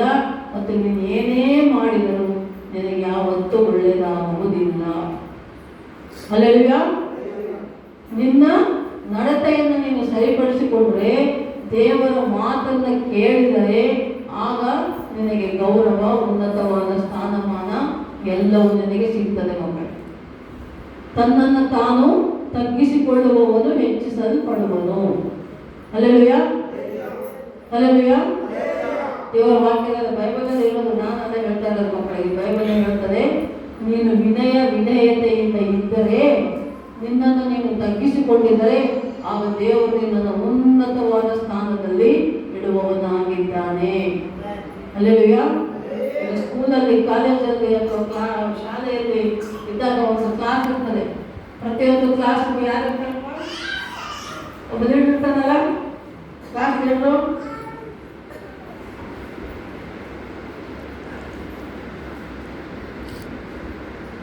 ಯಾರು ಮಾಡ್ತಾರೆ? ಒಳ್ಳೆಯವನ್ನೇ ಮಾಡುತ್ತಾನೆ. ದಿನ ಶಾಲೆಗೆ ಬರೋನು, ಚೆನ್ನಾಗಿ ಓದೋನು, ಚೆನ್ನಾಗಿ ಒಳ್ಳೆ ಮಾರ್ಕ್ಸ್ ತಗೊಳ್ಳೋನು, ಮೇಷ್ಟ್ರಿಗೆ ಕೇಳುವವನು, ಮೇಷ್ಟ್ರಿಗೆ ಇಷ್ಟವಾದವನು, ಅವನನ್ನೇ ಲೀಡರ್ನಾಗಿ ಮಾಡ್ತಾನೆ ಅಲ್ವಾ? ಗಲಾಟೆ ಮಾಡೋನು, ಯಾವಾಗೋ ವಾರಕ್ಕೊಂದ್ಸಲ 15 ದಿನಕ್ಕೊಂದ್ಸಲ ಶಾಲೆ ಬರೋನು ಯಾರನ್ನಾದ್ರು ಲೀಡರ್ ಮಾಡ್ತಾರ? ಮಾಡಲ್ಲ. ಒಳ್ಳೆಯವನಿದ್ದರೆ, ಚೆನ್ನಾಗಿ ಓದುವವನಾಗಿದ್ದರೆ, ಪ್ರತಿದಿನ ಶಾಲೆ ಕಾಲೇಜಿಗೆ ಹೋಗ್ತಾ ಇದ್ರೆ, ಅವನ ನಡೆ ನುಡಿ ಚೆನ್ನಾಗಿದ್ರೆ ಆಗ ಅವನಿಗೆ ಕ್ಲಾಸ್ ಲೀಡರ್ ಅಂತ ಮಾಡ್ತಾರೆ. ಅಷ್ಟೇ ಅಲ್ಲ, ಇಡೀ ಸ್ಕೂಲಿಗೆ ಹೋಗ್ಬಿಟ್ಟಿರ್ತದಲ್ವ, ಇಡೀ ಶಾಲೆಗೆ ಹೋಗ್ಬಿಟ್ಟು ಮಾಡ್ತಾರೆ. ಅಂದರೆ ಇಡೀ ಶಾಲೆಯ ಮಕ್ಕಳ ಬಗ್ಗೆ ಗಮನ ಹರಿಸಿ ಒಳ್ಳೆಯದನ್ನೇ ಮಾಡುವ, ಒಳ್ಳೆಯ ನಡೆ ನುಡಿ, ಒಳ್ಳೆಯ ಮನಸ್ಸು, ಒಳ್ಳೆಯ ವಿದ್ಯಾಭ್ಯಾಸದಲ್ಲಿ ಒಳ್ಳೆ ಮಾರ್ಕ್ಸ್ ತಗೊಂಡವನು, ಚೆನ್ನಾಗಿ ಓದುವವನು, ಬರೆಯುವವನು, ಚೆನ್ನಾಗಿ ಮಾತಾಡುವವನು, ಚೆನ್ನಾಗಿ ಆಟ ಆಡುವವನು, ಎಲ್ಲದರಲ್ಲಿ ಇದ್ದಾನೆ. ಆಲ್ರೌಂಡರ್, ಆಟ ಪಾಠ ಎರಡರಲ್ಲೂ ಇರಬೇಕು ಮಕ್ಕಳು. ಆ ಎರಡರಲ್ಲೂ ಯಾರು ಸರಿಯಾಗಿ ಚೆನ್ನಾಗಿರ್ತಾರೋ ಅವರನ್ನೇ ಸ್ಕೂಲ್ ಪೀಪಲ್ ಅಂತ ಮಾಡ್ತಾರಲ್ಲ. ಹಾಗೆ ಈ ಲೋಕದಲ್ಲಿ ಎಷ್ಟೋ ಜನರಿದ್ದಾರೆ. ಈ ನಮ್ಮ ಸಂಜುರಾಯನ ಕೋಟೆಯಲ್ಲಿ ಎಷ್ಟೋ ಜನರಿದ್ದಾರೆ, ಎಷ್ಟೋ ಕುಟುಂಬಗಳಿವೆ, ಎಷ್ಟೋ 100,000 ಜನ ಇದ್ದಾರೆ. ಆದರೆ ಯೇಸು ಸ್ವಾಮಿನ ನಂಬಿದವರು ಕೆಲವರೇ, ಅದರಲ್ಲೂ ಮತ್ತೆ ದೇವರ ಸನ್ನಿಧಿಯಲ್ಲಿ ಬಂದಿರುವವರು ಕೆಲವರೇ. ಆ ಕೆಲವರು ಕೂಡ ವಿಧೇಯತೆ ಉಳ್ಳವರಾಗಿದ್ದು ದೇವರ ವಾಕ್ಯದ ಪ್ರಕಾರ ನಡೆದುಕೊಳ್ಳುವವರಾಗಿದ್ದರೆ, ದೇವರ ಸನ್ನಿಧಿಯಲ್ಲಿ ಬಂದಿದ್ದರೆ ಅವರಿಗೆ ದೇವರ ಆಶೀರ್ವಾದ ಕೃಪೆ ಸಿಗುತ್ತದೆ. ಅದೇ ಹೇಳ್ತಾ ಇರೋದು ವಾಕ್ಯ, ಅವರಿಗೆ ದೇವರು ವಿಶೇಷವಾದ ರಕ್ಷಣೆಯನ್ನು ನೀಡ್ತಾನೆ. ಯಾರಾದ್ರೂ ಮಂತ್ರಿಗಳು, MLAಗಳು ಯಾರಾದ್ರೂ ಬರ್ತಾರೆ ಅಂದ್ರೆ ಒಬ್ಬರೇ ಬರ್ತಾರ? ಅವ್ರೊಬ್ಬರೇ ಬಂದು ಹೋಗ್ಬಿಡ್ತಾರ? 2 ವೀಲರಲ್ಲಿ ಬರ್ತಾರಲ್ಲಪ್ಪ. ಯಾರಾದ್ರೂ ಮಂತ್ರಿಗಳು, ಯಾರಾದ್ರೂ ಅಧಿಕಾರಿಗಳು, ಅವ್ರದ್ದೇ ಆದ ಗಾಡಿ ಇರ್ತದೆ, ಅವ್ರ ಹಿಂದೆ ಮುಂದೆ ಎಲ್ಲ ಯಾರಿರ್ತಾರೆ? ಗಾರ್ಡ್ಗಳು ಇರ್ತಾರೆ, ಸೆಕ್ಯೂರಿಟಿ ಗಾರ್ಡ್ಗಳು ಅಲ್ವಾ? ಪ್ರತಿಯೊಬ್ಬರಿಗೂ ಒಬ್ಬೊಬ್ರು ಗಾಡಿಗಳಲ್ಲಿ ಇರ್ತಾರೆ. ಮತ್ತು ಅವ್ರ ಜೊತೆಗೆ ಒಬ್ಬರು ಇರ್ತಾರೆ, ಆ ಕಡೆ ಈ ಕಡೆ ಇರ್ತಾರೆ ಇಬ್ಬರು. ಅವ್ರನ್ನ ಕಾಯೋದಕ್ಕೆ. ಯಾಕೆ? ಯಾರಾದ್ರೂ ಅವ್ರನ್ನ ಬಡದ್ರೆ ಸಾಯಿಸಿದ್ರೆ ಗುಂಡು ಹೊಡೆದ್ರೆ ಅಂತ ಕಾಯೋದಿರ್ತಾರೆ ಅವರು. ಅವ್ರ ಕೆಲಸ ಏನಿಲ್ಲ, ಬರೀ ಅವ್ರ ಹತ್ರ ನಿಂತ್ಕೊಂಡು ಸುತ್ತ ನೋಡ್ತಾ ಇರ್ಬೇಕು. ಅವ್ರ ಕಣ್ಣು ಕಿವಿ, ಮೈಯೆಲ್ಲ ಕಿವಿ ಮಾಡ್ಕೊಂಡಿರ್ಬೇಕು ಅವರು. ಯಾವ ಕಡೆಯಿಂದ ಯಾರು ಏನು ಮಾಡ್ತಾರೋ ಗೊತ್ತಿಲ್ಲ. ವಿರೋಧ ಪಕ್ಷದವರಿಗೆ ಪ್ರತಿ ದೇಶದಲ್ಲಿ, ಪ್ರತಿ ರಾಜ್ಯದಲ್ಲಿ 2-3 ಪಕ್ಷ ಇದ್ದೇ ಇರ್ತದೆ. ಒಂದು ಆಡಳಿತ ಪಕ್ಷ, ಇನ್ನೊಂದು ವಿರೋಧ ಪಕ್ಷ. ಈಗ ಆಡಳಿತ ಪಕ್ಷದಲ್ಲಿರುವಂಥ ನಾಯಕರು, ಮಂತ್ರಿಗಳಿಗೆ ವಿರೋಧ ಪಕ್ಷದವರಿಂದ ಎಷ್ಟೋ ವಿರೋಧಿಗಳಿರ್ತಾರೆ. ಅವ್ರನ್ನ ಸಾಯಿಸೋದಕ್ಕೆ, ಹೊಡೆಯೋದಕ್ಕೆ ಕಾಯ್ತಾ ಇರ್ತಾರೆ. ಅದಕ್ಕೆ ತಪ್ಪಿಸೋದಕ್ಕಾಗಿ ಅವರ ಸುತ್ತಮುತ್ತ ಸೆಕ್ಯೂರಿಟಿ ಗಾರ್ಡ್ಗಳು, ಅವರನ್ನು ಕಾಯುವವರು, ಕಾವಲುಗಾರರು ಇರ್ತಾರೆ. ಹೌದಾ? ಹಾಗೆ ನಿನ್ನನ್ನು ಕಾಯುವವನು ನಮ್ಮ ದೇವರು. ಮಕ್ಕಳೇ, ನಮ್ಮ ದೇವರೇ ನಮಗೆ ಕಾವಲುಗಾರ ಆಗಿರ್ತಾನಂತೆ. ಆತನೇ ನಮಗೆ ಮುಂಬಲವಾಗಿರ್ತದೆ. ಮಕ್ಕಳೇ, 91ನೇ ಕೀರ್ತನೆ ನೋಡ್ತೇವೆ. ಆತನು ನಾವು ಎಲ್ಲೇ ಹೋದರೂ ಬಂದರೂ, ಹೋಗುವಾಗಲೂ ಬರುವಾಗಲೂ ನಿಮಗೆ ಮುಂಬಲ, ಹಿಂದೆ ಮುಂದೆ, ಆಚೆ ಈಚೆ ಯಾರು ಏನು ಮಾಡದಂಗೆ, ನಮಗೆ ಯಾವ ಆಪತ್ತು ಅಡ್ಡಿ ಆತಂಕ ಆಗದಂಗೆ ಕಾಯ್ದು ಕಾಪಾಡುವುದಕ್ಕೆ ನಮಗೆ ನಮ್ಮ ದೇವದೂತರು, ನಮ್ಮ ದೇವರು ನಮ್ಮ ಸಂಗಡ ಇರುತ್ತಾನೆ. ಅದು ವಿಶೇಷವಾದ ರಕ್ಷಣೆ ನಿಮಗೆ. ಅರ್ಥ ಆಯ್ತಾ? ಯಾವ ರೀತಿಯಲ್ಲಿ ಮಂತ್ರಿಗಳಿಗೆ, ಅಧಿಕಾರಿಗಳಿಗೆ ಸೆಕ್ಯೂರಿಟಿ ಗಾರ್ಡ್ಗಳು ಇರ್ತಾರೋ ಹಾಗೆ ನಮಗೆ ನಮ್ಮ ದೇವರೇ ಮುಂಬಲವಾಗಿದ್ದುಕೊಂಡು ಕಾಯ್ದು ಕಾಪಾಡುತ್ತಾನೆ. ಎಷ್ಟೋ ಸಲ ಎಷ್ಟೋ ಘಟನೆಗಳು ಸಂಭವಿಸಬೇಕಾದರೂ ಸಂಭವಿಸಲಾರದಂತೆ ದೇವರು ಕಾಪಾಡ್ತಾನೆ. ಅಕಸ್ಮಾತ್ ಆಕ್ಸಿಡೆಂಟ್ ಆದರೂ ಕೂಡ ಪ್ರಾಣಾಪಾಯವಿಲ್ಲದಂತೆ ಸಣ್ಣ ಪುಟ್ಟ ಗಾಯಗಳಲ್ಲೇ ದೇವರು ನಮ್ಮನ್ನು ತಪ್ಪಿಸಿ ನಡೆಸಿರ್ತಾನೆ. ಮಕ್ಕಳ ಹಲ್ಲೆಲೂಯಾ. ನಮ್ಮ ಪ್ರತಿ ಪ್ರಯಾಣಗಳಲ್ಲಿ, ನಾವು ಹೋಗಿ ಬರುವ ಸ್ಥಳದಲ್ಲಿ, ಜಾಗದಲ್ಲಿ, ಪ್ರಯಾಣದಲ್ಲಿ ಆತನು ನಮಗೆ ಜೊತೆಯಾಗಿದ್ದು ವಿಶೇಷವಾದ ರಕ್ಷಣೆಯನ್ನು ನೀಡಿ ಕಾಯ್ದು ಕಾಪಾಡುತ್ತಾನೆ. Hallelujah, hallelujah, hallelujah. ದೇವರು ನಮ್ಮ ರಕ್ಷಕನಾಗಿದ್ದಾನೆ. ಆತ ಲೋಕಕ್ಕೆ ರಕ್ಷಕನಾಗಿ ಬಂದ, ಭೂಲೋಕದಲ್ಲಿರುವ ಎಲ್ಲಾ ಜನರನ್ನು ರಕ್ಷಿಸುವುದಕ್ಕಾಗಿ ಆತನು ಬಂದಿದ್ದಾನೆ. ಮಕ್ಕಳು, ನನ್ನನ್ನು ನಿನ್ನನ್ನು ಆತನೇ ಕಾಪಾಡುವವನಾಗಿದ್ದಾನೆ, ಕಾಯುವವನಾಗಿದ್ದಾನೆ. ಯಾವ ರೀತಿಯಲ್ಲಿ ನಾವು ಸತ್ಯವೇದದಲ್ಲಿ ನೋಡುವಾಗ ಅಬ್ರಹಾಮನನ್ನ, ನೋಹನನ್ನ, ಯೋಗನನ್ನ, ಆತನ ಎಲ್ಲ ಕಷ್ಟ ಕಾಲದಲ್ಲಿ ಆತನು ಕಾಪಾಡಿದ್ದಾನೆ. ಆತನೇ ನಮ್ಮ ಜೊತೆ ಇರ್ತಾನೆ. ಯಾರು ನಮ್ಮ ಜೊತೆ ಇದ್ರು, ತಂದೆ ತಾಯಿ, ಬಂಧು ಬಳಗ, ಗಂಡ ಹೆಂಡತಿ, ಮಕ್ಕಳು ಯಾರೇ ನಮ್ಮ ಕೈ ಬಿಟ್ಟರು, ನನ್ನ ಕೈ ಬಿಡಲಾರದ ದೇವರು ನನ್ನ ದೇವರು. ಹಲ್ಲೆಲೂಯ. ಆತನು ಯಾವಾಗಲೂ ನಮ್ಮ ಜೊತೆ. ಅದಕ್ಕೆ ಆತನ ದೇವರ ವಾಕ್ಯ ಹೇಳ್ತದೆ, ನಿನ್ನ ನಡತೆಯನ್ನು ನೀನು ಸರಿಪಡಿಸಿಕೊಂಡರೆ, ಅಂದರೆ ನೀನು ಒಳ್ಳೆಯವನಾಗಿದ್ದರೆ, ಪರಿಶುದ್ಧನಾಗಿದ್ದರೆ, ದೇವರ ಮಾತಿನಂತೆ ಜೀವಿಸುವವನಾಗಿದ್ದರೆ, ಆಗ ದೇವರು ನಿನಗೆ ವಿಶೇಷವಾದ ರಕ್ಷಣೆಯನ್ನ ನೀಡುವವನಾಗಿದ್ದಾನೆ. ಹಲ್ಲೆಲೂಯ. ಅಬ್ರಹಾಮನ ಮಗನನ್ನ ಇಸಾಕನನ್ನ ಬಲಿ ಕೊಡುವುದಕ್ಕೆ ಹೋದಾಗ ಅಲ್ಲಿ ಕಾಪಾಡಿದ್ದು ಯಾರು? ದೇವರೇ ಅಲ್ವಾ? ಇನ್ನೇನು ಬಲಿ ಕೊಡಬೇಕನ್ನೋ ಸಮಯದಲ್ಲಿ, ಅದೇ ಸಮಯದಲ್ಲಿ ದೇವದೂತ ಬಂದು ನಿಲ್ಲಿಸ್ತಾನೆ ಅಬ್ರಹಾಮನನ್ನ. ಅಲ್ಲಿ ಅವನಿಗೆ ಬೇಕಾದನ್ನು ಒದಗಿಸಿಕೊಟ್ಟು ಬಲಿ ಆಗಬೇಕಾಗಿದ್ದ ಮಗನನ್ನ ಕೇಡಿನಿಂದ ಆತನು ತಪ್ಪಿಸುತ್ತಾನೆ. ನಮಗೆ ಬರುವ ಎಷ್ಟೇ ಕಷ್ಟಗಳು, ಕೇಡುಗಳು ಇದ್ದರೂ ಕೂಡ ಎಲ್ಲ ಕೆಟ್ಟದ್ದರಿಂದ ಆತನೇ ನಮ್ಮ ಜೊತೆ ಇದ್ದು ವಿಶೇಷವಾದ ರಕ್ಷಣೆಯನ್ನು ನೀಡಿ ಕೇಡಿನಿಂದ ತಪ್ಪಿಸುವವನು ನಮ್ಮ ದೇವರು, ನನ್ನ ದೇವರು. ಹಲ್ಲೆಲೂಯ. ಅದೇ ರೀತಿ ನೋಹ ಮತ್ತು ನೋಹ ಕುಟುಂಬವು ಜಲಪ್ರಳಯವಾಗಿ ಭೂಲೋಕದಲ್ಲಿರುವ ಎಲ್ಲರೂ ನಾಶವಾಗುವ ಸಮಯ ಬಂದಾಗಲೂ ಕೂಡ ನೀತಿವಂತನಾದ, ದೇವರ ಮಾತನ್ನು ಕೇಳುವಂತ ಅಂತ ಯಥಾರ್ಥನಾದ ನೋಹನ ಕುಟುಂಬವನ್ನು ಮಾತ್ರ ದೇವರು ರಕ್ಷಿಸಿದ ಮಕ್ಕಳೇ. ವಿಶೇಷವಾದ ರಕ್ಷಣೆ ಯಾವ ರೀತಿ? ದೊಡ್ಡ ಹಡಗು ಮಾಡಿಕೊಂಡು ನೀವೆಲ್ಲ ಅದರಲ್ಲಿ ಹೋಗಿ ಇದ್ದು ಬಿಡ್ರಿ ಅಂತ ಹೇಳಿ ಎಲ್ಲ ಮುಚ್ಕೊಂಡ್ಬಿಡ್ರಿ, ಬಾಗಲ ಕಿಟಿಕಿ ಎಲ್ಲ ಮುಚ್ಚಿ ನೀವು ಒಳಗಿರ್ರಿ ಅಂತ ದೊಡ್ಡ ಹಡಗನ್ನು ಮಾಡಿ. ದೊಡ್ಡ ಜಲಪ್ರಳಯ, ಮಳೆ ಕುರಿತು ನೀರು ಹರಿದು ಹೋಗ್ತಾ ಇತ್ತು, ಆದರೆ ಅವರಿಗೆ ಏನಾಗಲಿಲ್ಲ. ಅಂಥ ನೀರಿನಲ್ಲಿ, ಅಂಥ ಜಲಪ್ರಳಯದಲ್ಲಿ ಆ ಹಡಗು ಕದಲ್ತಾ ಇದ್ರೂ ಕೂಡ ಹಡಗಿನ ಒಳಗಿರುವವರಿಗೆ ಏನೂ ಆಗಲಿಲ್ಲ ಮಕ್ಕಳೇ. ಯಾಕೆಂದರೆ ಅವರು ತಮ್ಮ ಒಳ್ಳೆ ನಡತೆ ಉಳ್ಳವರಾಗಿದ್ದರು. ನೋಹನ ಮಕ್ಕಳು, ನೋಹನ ಕುಟುಂಬ ನೀತಿವಂತರಾಗಿದ್ದರು, ದೇವರ ಮಾತನ್ನು ಕೇಳುವವರಾಗಿದ್ದರು, ದೇವರ ಮಾತಿನಂತೆ ನಡೆಯುವವರಾಗಿದ್ದರು, ದೇವರಿಗೆ ಹತ್ತಿರವಾಗಿದ್ದರು. ಅದಕ್ಕೆ ದೇವರು ಅವರ ಕುಟುಂಬವನ್ನ ಕಾಪಾಡಿದ, ಅವರಿಗೆ ವಿಶೇಷವಾದ ರಕ್ಷಣೆ ಕೊಟ್ಟು ಕಾಪಾಡಿದರು. ಹಾಗೆ ನಾವು ನೀವು ನೀತಿವಂತರಾಗಿದ್ದರೆ, ದೇವರಿಗೆ ಹತ್ತಿರವಾಗಿದ್ದರೆ,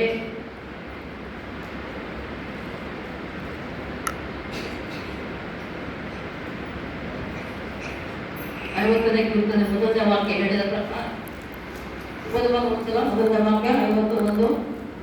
ದೇವನಾದ ಯೆಹೋವನು ಪೂರ್ವದಿಂದ ಪಶ್ಚಿಮ ದಿಕ್ಕಿನವರೆಗೂ ಇರುವ ಭೂ ನಿವಾಸಿಗಳೆಲ್ಲರನ್ನು ತನ್ನ ಸನ್ನಿಧಿಯಲ್ಲಿ ಬರಬೇಕೆಂದು ಆಜ್ಞಾಪಿಸುತ್ತಾನೆ. ದೇವರು ಹೇಳಿದ ಆಜ್ಞೆ ಪ್ರಕಾರ ಒಂದು ಊರು, ಒಂದು ಕೇಳಿ ಜನರನ್ನ ಕರೆದಿದ್ದ ದೇವರು ಎಲ್ಲರನ್ನು ಕರೆದಿದ್ದಾನೆ. ಪ್ರತಿಯೊಬ್ಬರು ಕೂಡ ಎಲ್ಲಿ ಬರ್ಬೇಕಂತೆ ಆತನ ಸನ್ನಿಧಿಗೆ ಬರಬೇಕು ಅಂತ ಆಜ್ಞೆ ಮಾಡ್ತಾ ಇದ್ದಾನೆ ದೇವರು. ದೇವರ ಆಜ್ಞೆಯನ್ನು ನಾವು ಮೀರಬಾರದು, ಆತನ ಸನ್ನಿಧಿಗೆ ನಾವು ಬರಬೇಕು.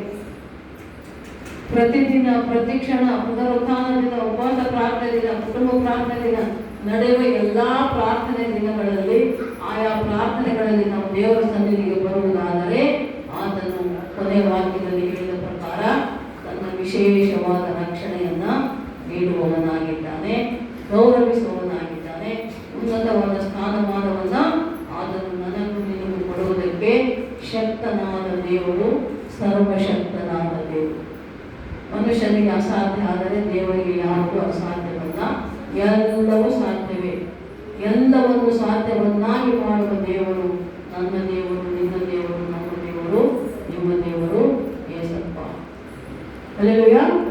ಅದಕ್ಕೆ ನಾವು ನಮ್ಮ ನಡೆನುಡಿಯನ್ನ ಅಕಸ್ಮಾತ್ ತಿಳಿಯದೆ ಏನಾದರೂ ತಪ್ಪು ಮಾಡಿದರೆ, ಪಾಪ ಮಾಡಿದರೆ, ದೇವರ ಮಾತಿಗೆ ವಿರೋಧವಾಗಿ ನಡೆಕೊಂಡಿದ್ದರೆ ನಾವೇನು ಮಾಡಬೇಕು? ತಕ್ಷಣವೇ ದೇವರಲ್ಲಿ ಅರಿಕೆ ಮಾಡಿಕೊಂಡು, ಪಾಪವನ್ನು ಅರಿಕೆ ಮಾಡಿ ಕ್ಷಮಾಪಣೆಯನ್ನು ಕೇಳಿಕೊಳ್ಳಬೇಕು ಮಕ್ಕಳೇ. ಪಾಪ ತಿಳಿದಾಗ ಏನಾದರೂ ತಪ್ಪು ಮಾಡಿದರೆ ನನ್ನ ತಪ್ಪನ್ನು ಕ್ಷಮಿಸು ಸ್ವಾಮಿ, ನಾನು ಏನಾದರೂ ತಪ್ಪು ಮಾತನಾಡಿದರೆ ನನ್ನನ್ನು ಕ್ಷಮಿಸು, ನನ್ನಿಂದ ಯಾರಿಗಾದರೂ ಮನಸ್ಸಿಗೆ ನೋವಾಗಿದ್ದರೆ ನನ್ನನ್ನು ಕ್ಷಮಿಸು ಅಂತ ದೇವರಲ್ಲಿ ಕ್ಷಮಾಪಣೆ ಕೇಳಿಕೊಂಡು ಪಶ್ಚಾತ್ತಾಪ ಪಟ್ಟಾಗ ಆತನು ನಮ್ಮನ್ನು ಉನ್ನತ ಸ್ಥಾನಕ್ಕೆ ತರುವವನಾಗಿದ್ದಾನೆ. ನಾವು ಯಾವುದೇ ರೀತಿಯಲ್ಲಿ ಅಹಂಕಾರ, ಸೊಕ್ಕು ನಮ್ಮಲ್ಲಿ ಇರಬಾರ್ದು, ಗೌರವ ಇರಬಾರ್ದು. ನಿನ್ನಲ್ಲಿ ಎಷ್ಟೇ ಇರ್ಬೋದು, ಏನೇ ಇರ್ಬೋದು, ಆದರೆ ಅದೆಲ್ಲವೂ ನಿನ್ನದಲ್ಲ. ಯಾಕಂದ್ರೆ ಎಲ್ಲ ಯಾರು ಕೊಟ್ಟಿದ್ದು? ದೇವರು. ದೇವರು ಕೊಟ್ಟಿದ್ದು ದೇವರದೇ ಅದು. ನಿನ್ನದು ಅಂತ ಏನೂ ಇಲ್ಲ ಇಲ್ಲಿ ಅಲ್ವಾ? ನಿನ್ನದು ನನ್ನದು ಅಂತ ಏನೂ ಇಲ್ಲ, ಎಲ್ಲವೂ ದೇವರೇ ಕೊಟ್ಟಿದ್ದಾನೆ. ಮನೆ ಹೊಲ, ದುಡ್ಡು, ಬೆಳ್ಳಿ ಬಂಗಾರ, ಬಟ್ಟೆ ಬರೆ, ಮಕ್ಕಳು ಮೊಮ್ಮಕ್ಕಳು, ಗಂಡ ಹೆಂಡತಿ, ಒಬ್ಬರು ಏನೆಲ್ಲ ನಮ್ಮಲ್ಲಿದೆಯೋ ಅದೆಲ್ಲವೂ ನಮ್ಮದಲ್ಲ, ದೇವರು ಕೊಟ್ಟದ್ದು, ದೇವರಿಗೆ ಸಂಬಂಧಪಟ್ಟದ್ದು, ಆತನದೇ ನಮ್ಮಲ್ಲಿರೋದು. ನಾವು ಆತನಿಗೆ ನಮ್ಮನ್ನು ನಾವು ಸ್ತುತಿಯುಕ್ತವಾಗಿ ಸಮರ್ಪಿಸಬೇಕೇ ಹೊರತು ಬೇರೆ ಏನು ಕೊಡಬೇಕಾಗಿಲ್ಲ. ನಿನ್ನ ಪ್ರಾಣ, ಆತ್ಮ, ಶರೀರವನ್ನು ಆತನಿಗೆ ಒಪ್ಪಿಸಿಕೊಟ್ಟು ಮೊಳಕಾಲೂರಿ ನೀನು ಪ್ರಾರ್ಥನೆ ಮಾಡಿಕೊಳ್ಳುವುದಾದರೆ, ನಿನ್ನ ತಪ್ಪನ್ನು ಅರಿಕೆ ಮಾಡಿಕೊಂಡ್ರೆ, ಪಶ್ಚಾತ್ತಾಪ ಪಟ್ಟರೆ, ಆಗ ಖಂಡಿತ ದೇವರು ನಿನಗೆ ಒಳ್ಳೆಯದನ್ನು ಮಾಡ್ತಾನೆ, ಆಶೀರ್ವಾದ ಮಾಡ್ತಾನೆ, ಕೃಪೆಯನ್ನು ತೋರ್ತಾನೆ ಮತ್ತು ವಿಶೇಷವಾದ ರಕ್ಷಣೆಯನ್ನು ನೀಡುವುದಾಗಿದ್ದಾನೆ. ಅದಕ್ಕೆ ನಾವು ದೇವರ ಕೃಪೆಯಲ್ಲಿ ದೇವರ ಆಶೀರ್ವಾದಗಳನ್ನು ಹೊಂದಿಕೊಳ್ಳುವವರಾಗಿರಬೇಕು. ದೇವರ ಮಾತಿಗೆ, ದೇವರಿಗೆ ವಿರುದ್ಧವಾಗಿ ನಡೆದುಕೊಂಡರೆ, ಕಳ್ತನ ಮಾಡೋದು, ಸುಳ್ಳು ಹೇಳೋದು, ಮೋಸ ಮಾಡೋದು, ದ್ರೋಹ ಮಾಡೋದು, ಜಗಳ ಆಡೋದು, ಇವೆಲ್ಲವೂ ದೇವರಿಗೆ ಇಷ್ಟ ಇಲ್ಲ. ಮಕ್ಕಳೇ, ದೇವರಿಗೆ ಇಷ್ಟ ಇಲ್ಲದ ಕೆಲಸ ನಾವು ಮಾಡಬಾರ್ದು. ಯಾವತ್ತು ದೇವರಿಗೆ ಇಷ್ಟವಾಗುವವರಾಗಿರಬೇಕು. ಯಾರಾಗಿರಬೇಕು? ನಾವು ನೀತಿವಂತರಾಗಿರಬೇಕು. ನೀತಿವಂತರ ಪ್ರಾರ್ಥನೆ, ಮೊರೆ, ಮಾತುಗಳು ದೇವರು ಕೇಳ್ತಾನೆ. ನೀತಿವಂತರಿಗೆ ಆತನು ಸಹಾಯ ಮಾಡುವವನಾಗಿದ್ದಾನೆ. ಹಲ್ಲೆಲೂಯಾ. ಅಬ್ರಹಾಮನು ನೀತಿವಂತನು, ನೋಹನು ನೀತಿವಂತನು, ಯೋಬನು ನೀತಿವಂತನು. ಅವರೆಲ್ಲರಿಗೂ ಕೂಡ ದೇವರು ಅವರವರ ಕಷ್ಟ ಕಾಲದಲ್ಲಿ ಅವರಿಗೆ ಜೊತೆಯಾಗಿದ್ದು ಕಾಯ್ದು ಕಾಪಾಡಿ ನಡೆಸಿದ್ದಾನೆ. ಅವರಿಗೆ ಬೇಕಾದದ್ದೆಲ್ಲವನ್ನು ಆತನು ಒದಗಿಸಿಕೊಟ್ಟಿದ್ದಾನೆ. ಹಲ್ಲೆಲೂಯಾ. ಹಾಗೆ ನಾವು ನೀವು ಕೂಡ ನೀತಿವಂತರಾಗಿರೋಣ ಮತ್ತು ನಮ್ಮ ನಡತೆಯನ್ನು ಸರಿಪಡಿಸಿಕೊಳ್ಳೋಣ. ನಮ್ಮ ನಡೆನುಡಿ ಹೇಗಿದೆ, ನಾವು ಎಲ್ಲಿದ್ದೇವೆ, ಏನು ಮಾಡ್ತಾ ಇದ್ದೇವೆ, ಎಲ್ಲಿಗೆ ಹೋಗ್ತಾ ಇದ್ದೇವೆ, ಏನು ಮಾಡ್ತಾ ಇದ್ದೇವೆ ಅನ್ನೋದನ್ನು ನೀವು ಜ್ಞಾಪಕದಲ್ಲಿ ಇಟ್ಟುಕೊಂಡು ಒಳ್ಳೆಯವರಾಗಿದ್ದು ಒಳ್ಳೆ ನಡೆನುಡಿ ಉಳ್ಳವರಾಗಿರಿ. ನಿಮ್ಮ ನಡೆಯಿಂದಲೂ ನಿಮ್ಮ ನುಡಿಯಿಂದಲೂ ದೇವರಿಗೆ ಮಹಿಮೆಕರವಾಗಿ ನಾವು ಜೀವಿಸಬೇಕು. ಹಲ್ಲೆಲೂಯಾ. ದೇವರಿಗೆ ಇಷ್ಟವಾಗ್ತಾವೆ. ಗಂಡ ಹೆಂಡತಿಗೆ ಇಷ್ಟ ಆಗೋದು, ಹೆಂಡತಿ ಗಂಡನಿಗೆ ಇಷ್ಟ ಆಗೋದು, ಅಪ್ಪ ಅಮ್ಮನಿಗೆ ಮಕ್ಕಳು ಇಷ್ಟ ಆಗೋದು, ಮಕ್ಕಳಿಗೆ ಅಪ್ಪ ಅಮ್ಮ ಇಷ್ಟ ಆಗೋದು ಮುಖ್ಯ ಅಲ್ಲ. ನೀವು ಯಾರಿಗೆ ಇಷ್ಟ ಆಗಬೇಕು? ದೇವರಿಗೆ ಇಷ್ಟ ಆಗೋದು. ದೇವರಿಗೆ ನೀವು ಇಷ್ಟವಾದವರಾಗಿದ್ದರೆ ಆಗ ದೇವರು ನಿಮಗೆ ಬೇಕಾದದ್ದನ್ನೆಲ್ಲ ಕೊಡುವವನಾಗಿದ್ದಾರೆ. ವಿಶೇಷವಾದ ರಕ್ಷಣೆ ಇರ್ತಾನೆ ಮತ್ತು ನಿಮ್ಮನ್ನು ಗೌರವಿಸ್ತಾನೆ. ನಾವು ದೇವರನ್ನು ಗೌರವಿಸುವುದು ನಾವು ಒಳ್ಳೆಯ ನಡೆನುಡಿಯಿಂದ, ನಮ್ಮ ನಡತೆ ಇದ್ದರೆ ನಾವು ದೇವರನ್ನು ಗೌರವಿಸುವವರಾಗಿದ್ದೇವೆ, ದೇವರಿಗೆ ಇಷ್ಟವಾಗಿರ್ತೇವೆ. ನಾವು ಯಾವಾಗ ದೇವರಿಗೆ ಇಷ್ಟವಾಗಿರ್ತೇವೋ ಆಗ ದೇವರು ನಮಗೆ ಬೇಕಾದದ್ದನ್ನು ಕೊಡುವವನಾಗಿದ್ದಾನೆ. ನಮ್ಮ ಮನಸ್ಸಿನ ಕೋರಿಕೆಗಳನ್ನು ನೆರವೇರಿಸುವವನಾಗಿದ್ದಾನೆ. ನಮಗೇನು ಬೇಕೋ ಅದನ್ನು ಆತನ ಕೇಳಿಕೊಂಡ್ರೆ ಆತನು ಕೊಡ್ತಾನೆ. ಮಕ್ಕಳು ಯಾವಾಗ ಯಾವ ರೀತಿ ಅಂದರೆ ಸಂಪೂರ್ಣವಾಗಿ ನಮ್ಮನ್ನು ನಾವು ಆತನಿಗೆ ಒಪ್ಪಿಸಿಕೊಟ್ಟು ಕೇಳಿಕೊಂಡಾಗ ಮಾತ್ರ ದೇವರು ನಮಗೆ ಬೇಕಾದದ್ದನ್ನು ಕೊಡ್ತಾನೆ. ನಾವು ಮನುಷ್ಯರನ್ನು ಆಶ್ರಯಿಸಿಕೊಂಡು ಇರಬಾರದು, ದೇವರನ್ನೇ ಆಶ್ರಯಿಸಿಕೊಂಡಿರಬೇಕು. ಅದಕ್ಕೆ ಹೇಳೋದು 91ನೇ ಕೀರ್ತನೆಯಲ್ಲಿ 1ನೇ ವಾಕ್ಯ 91:1 ಏನಂತದೆ ವಾಕ್ಯ? ಪರಾತ್ಪರನ ಮೊರೆ ಹೋಗಿರುವವನು ಸರ್ವಶಕ್ತನ ಆಶ್ರಯದಲ್ಲಿ ಸುರಕ್ಷಿತನಾಗಿರುವನು. ಅಲ್ವಾ? ನಾವು ಯಾರ ಮೊರೆ ಹೋಗ್ಬೇಕು, ಯಾರನ್ನು ಕೇಳ್ಕೋಬೇಕು, ಯಾರ ಪಾದ ಸನ್ನಿಧಿಯಲ್ಲಿರಬೇಕು ಅಂದರೆ ಪರಾತ್ಪರನು, ತಂದೆಯಾದ ದೇವರು, ದೇವಕುಮಾರ ಯೇಸಪ್ಪ, ಶುದ್ಧಾತ್ಮ ದೇವರು, ತ್ರಯೇಕ ದೇವರಲ್ಲಿ ನಾವು ಮೊರೆ ಹೋಗ್ತಾರೆ, ಆತನನ್ನು ಬೇಡಿಕೊಂಡರೆ, ಆತನನ್ನು ಕೇಳಿಕೊಂಡರೆ ಆಗ ಎಲ್ಲವೂ ಕೂಡ ನಮಗೆ ಒಳ್ಳೆಯದಾಗ್ತದೆ. ಮತ್ತು ವಿಶೇಷವಾಗಿ ಆತನ ಆಶ್ರಯದಲ್ಲಿ ನಾವು ಸುರಕ್ಷಿತವಾಗಿ ಇರುತ್ತೇವೆ. ಯಾವ ರೀತಿಯಲ್ಲಿ ತಾಯಿ ಕೋಳಿ ತನ್ನ ಮರಿ ಕೋಳಿಗಳನ್ನು ತನ್ನ ನೆಕ್ಕೆಯಲ್ಲಿ ಭದ್ರಪಡಿಸಿಕೊಂಡಿರ್ತದಲ್ಲ, ನೋಡಿರೋದೇನಾದ್ರು? ಹಳ್ಳಿಯಲ್ಲಿ ಸಾಮಾನ್ಯವಾಗಿ ಕೆಲವು ಮನೆಗಳಲ್ಲಿ ಕೋಳಿ ಸಾಕಿರ್ತಾರೆ ಅಲ್ವಾ? ಕೋಳಿ ಸಾಕಿದಾಗ ನೀವು ನೋಡ್ಬೋದು, ತಾಯಿ ಕೋಳಿ ತನ್ನ ಮರಿ ಕೋಳಿಗಳ ಹಿಂದೆ, ಅದು ಮುಂದೆ ಹೋದರೆ ಮರಿ ಕೋಳಿಗಳು ತಾಯಿ ಹಿಂದೆ ಹೋಗ್ತಿರ್ತಾರೆ. ತಾಯಿ ಕೋಳಿ ಹಿಂದೆ ಅಕಸ್ಮಾತ್ ಎದುರಿಗೆ ಏನಾದ್ರು ನಾಯಿ ಬೆಕ್ಕು ಬಂತು ಅಂದರೆ ಆಗ ತಕ್ಷಣ ತಾಯಿ ಕೋಳಿ ಏನು ಮಾಡ್ತದೆ? ಆ ಬೆಕ್ಕು ನಾಯಿ ಬಂದರೆ ಏನು ಮಾಡ್ತಾರೆ? ಮರಿ ಕೋಳಿಗಳನ್ನು ತಗೊಂಡು ಹೋಗ್ಬಿಡ್ತಾರೆ, ಅಥವಾ ಸಾಯಿಸಿ ತಿಂದ್ಬಿಡ್ತಾರೆ ಮರಿಗಳನ್ನು. ಅದಕ್ಕೆ ಅದೇನು ಮಾಡ್ತಾರೆ? ತಕ್ಷಣ ತಾಯಿ ಕೋಳಿ ತನ್ನ ಮಕ್ಕಳನ್ನು, ತಾಯಿ ರೆಕ್ಕೆಗಳನ್ನು ಬಿಚ್ಚಿ ತನ್ನ ರೆಕ್ಕೆಗಳ ಮರೆಯಲ್ಲಿ ತನ್ನ ಮರಿಗಳನ್ನ ಕಾಯ್ದು ಕಾಪಾಡುತ್ತದೆ ಅಲ್ವಾ? ನೋಡ್ರಿ, ನಾವೆಲ್ಲ ಓದ್ತಾ ಹೆಸರಿಗೆ ತಾಯಿ ಕೋಳಿ ತನ್ನ ಮರಿ ಕೋಳಿಗಳನ್ನ ಯಾವ ರೀತಿಯಲ್ಲಿ ತನ್ನ ರೆಕ್ಕೆಗಳ ಮರೆಯಲ್ಲಿ ಕಾಪಾಡಿಕೊಳ್ತದೋ ಹಾಗೆ ನಿನ್ನ ದೇವರಾದ ಯೆಹೋವ ದೇವರು, ಯೇಸಪ್ಪ ದೇವರು, ಯೇಸು ದೇವರು ನನ್ನನ್ನು ನಿನ್ನನ್ನ ತನ್ನ ಕೈಗಳೆಂಬ ರೆಕ್ಕೆಗಳ ಮರೆಯಲ್ಲಿ ನಮ್ಮನ್ನ ಕಾಯ್ದು ಕಾಪಾಡ್ತಾನೆ. ಅದಕ್ಕೆ ವಾಕ್ಯ ಹೇಳುವುದು, ಪರಾತ್ಪರನ ಮೊರೆ ಹೊಕ್ಕಿರುವವಳು ಸರ್ವಶಕ್ತ. ಯಾಕೆ ನಮ್ಮ ದೇವರು ಸರ್ವಶಕ್ತನು, ಪ್ರತಿಯೊಂದನ್ನು ಸಾಧ್ಯವನ್ನಾಗಿ ಮಾಡುವ ದೇವರು. ಸರ್ವಶಕ್ತನಾದ ದೇವರ ಆಶ್ರಯದಲ್ಲಿ ನಾವು ಸುರಕ್ಷಿತವಾಗಿರ್ತೇವೆ ಅಂತ ವಾಕ್ಯ ಹೇಳ್ತಾ ಇದ್ದೀವಿ. ಅದಕ್ಕೆ ನಾವೇನು ಮಾಡಬೇಕು? ಯಾರನ್ನ ಮನುಷ್ಯರನ್ನೆಲ್ಲ ಆಶ್ರಯಿಸ್ಕೊಂಡಿರ್ಬೇಕಾಗಿರೋದು. ಯಾವ ಅಧಿಕಾರಿಗಳು, MLAಗಳು, MP ಗಳು, ಮಂತ್ರಿಗಳು ಅವರನ್ನೆಲ್ಲ ನಾವು ಕೇಳಬೇಕಾಗಿರೋದು. ನಮ್ಗೆ ಏನೇ ಬೇಕಾದರೂ, ಏನೇ ಸಮಸ್ಯೆ ಇದ್ದರು, ನಮ್ಗೆ ಏನೇ ಕೊರತೆ ಇದ್ದರು, ನಮ್ಗೆ ಏನೇ ಅವಶ್ಯಕತೆ ಇದ್ದರು, ಪ್ರತಿಯೊಂದನ್ನು ಮೊಣಕಾಲಲ್ಲಿ ಕಣ್ಣು ಮುಚ್ಚಿ ಕೈಗಳ ಮೇಲಕ್ಕೆತ್ತಿ ನೀವು ಪ್ರಾರ್ಥನೆ ಮಾಡಿ ದೇವರನ್ನು ಸಂಪೂರ್ಣ ನಂಬಿಕೆಯಿಂದ, ವಿಶ್ವಾಸದಿಂದ, ಪೂರ್ಣ ಹೃದಯದಿಂದ ಆತನನ್ನು ಪ್ರಾರ್ಥನೆ ಮಾಡಿ ಕೇಳಿಕೊಂಡಾಗ ಆತನು ಕೇಳಿದ್ದೆಲ್ಲರೂ ನಮಗೆ ಒದಗಿಸಿಕೊಳ್ಳುವ ದೇವರಾಗಿದ್ದಾನೆ ಮಕ್ಕಳೇ. ಅದಕ್ಕೆ ನಮ್ಗೆ ಯಾವ ಕೊರತೆ ಇರುವುದು, ದೇವರನ್ನು ಆಶ್ರಯಿಸಿಕೊಂಡರೆ ನಮ್ಗೆ ಯಾವ ಕೊರತೆ ಇಲ್ಲ. ಯಾಕೆಂದ್ರೆ ಆತನೇ ನಮ್ಮನ್ನು ಕಾಯ್ದು ಕಾಪಾಡುವ ದೇವರು.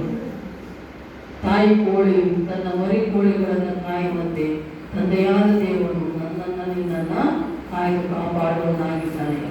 ಆತನ ಕೃಪೆಯಲ್ಲಿ, ಆತನ ಆಶೀರ್ವಾದದಲ್ಲಿ, ಆತನ ಆಶ್ರಯದಲ್ಲಿ ನಾವು ಯಾವಾಗಲೂ ಯೇಸಪ್ಪನ ನಂಬಿದ ಮಕ್ಕಳು ಸುರಕ್ಷಿತವಾಗಿರುತ್ತೇವೆ. ಅದಕ್ಕೆ ನಾವು ಯಾವಾಗಲೂ ಯಾರು ನಂಬಬೇಕು? ಯಾರನ್ನು ನಂಬಬೇಕು?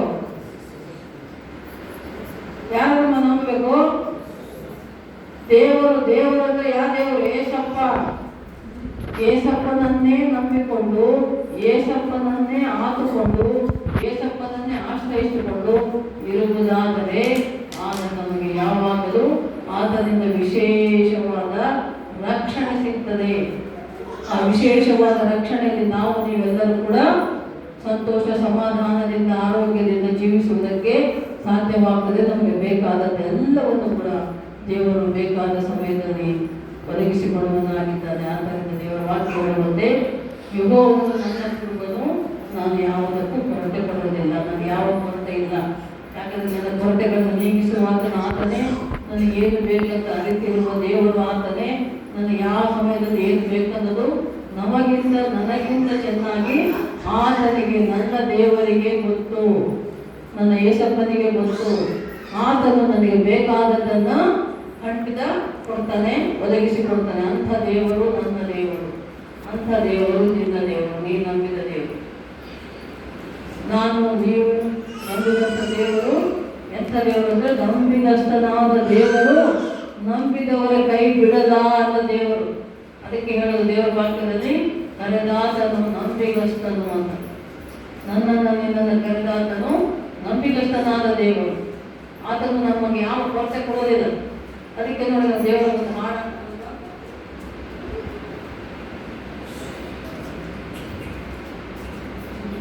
ನಾನು ಸುಖವಾಗಿ ಬಾಳಬೇಕೆಂದು ನನ್ನನ್ನು ಸೃಷ್ಟಿ ಮಾಡಿದೆ, ನಾನು ನಿನ್ನ ಸ್ತುತಿಸಬೇಕೆಂದು ಹೆಸರಿನಿದು ನೀ ಕರೆದೆ. ಅಲ್ವಾ? ಯಾಕೆ ಸೃಷ್ಟಿ ಮಾಡಿದ್ದು? ನಾವು ಸುಖವಾಗಿರಬೇಕು ಅಂತ ಸೃಷ್ಟಿ ಮಾಡಿದ.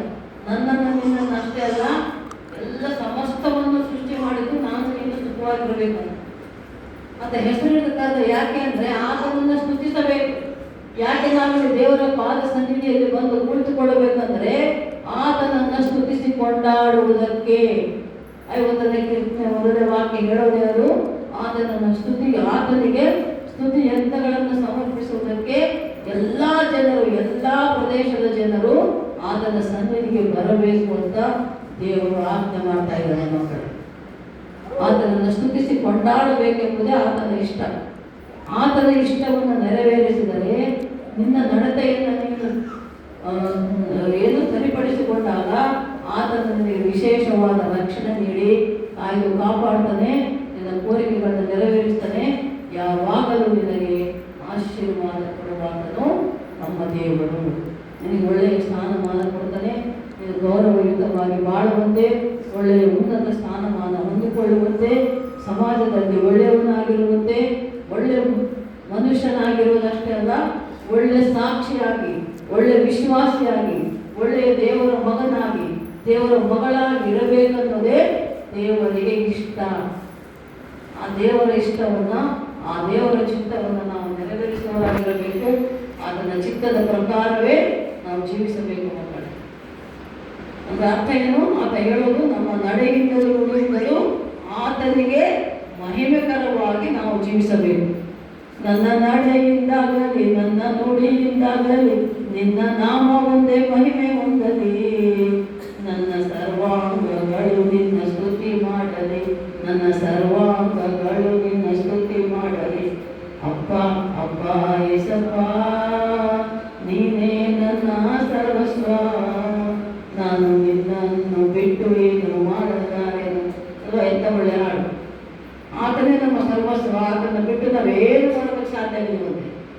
ನೀನು ಎಲ್ಲೇ ಹೋಗ್ಬೇಕು ಬರಬೇಕಂದ್ರೂ ಆತನ ಕೃಪೆ ಇರಬೇಕು. ಆತನ ಆಶೀರ್ವಾದ ಇದ್ರೇ ನಾವು ಹೋಗ್ತೇವೆ, ಬರ್ತೇವೆ, ಏನು ಮಾಡ್ಬೇಕು ಅಂದ್ಕೊಂಡು ಮಾಡ್ತೇವೆ. ನಾವು ಹೇಗಿರಬೇಕು ಅಂತ ಇಷ್ಟಪಡ್ತೇವೋ ಹಾಗೆ ಇರುವುದಕ್ಕೆ ಸಾಧ್ಯವಾಗ್ತದೆ ಮಕ್ಕಳೇ.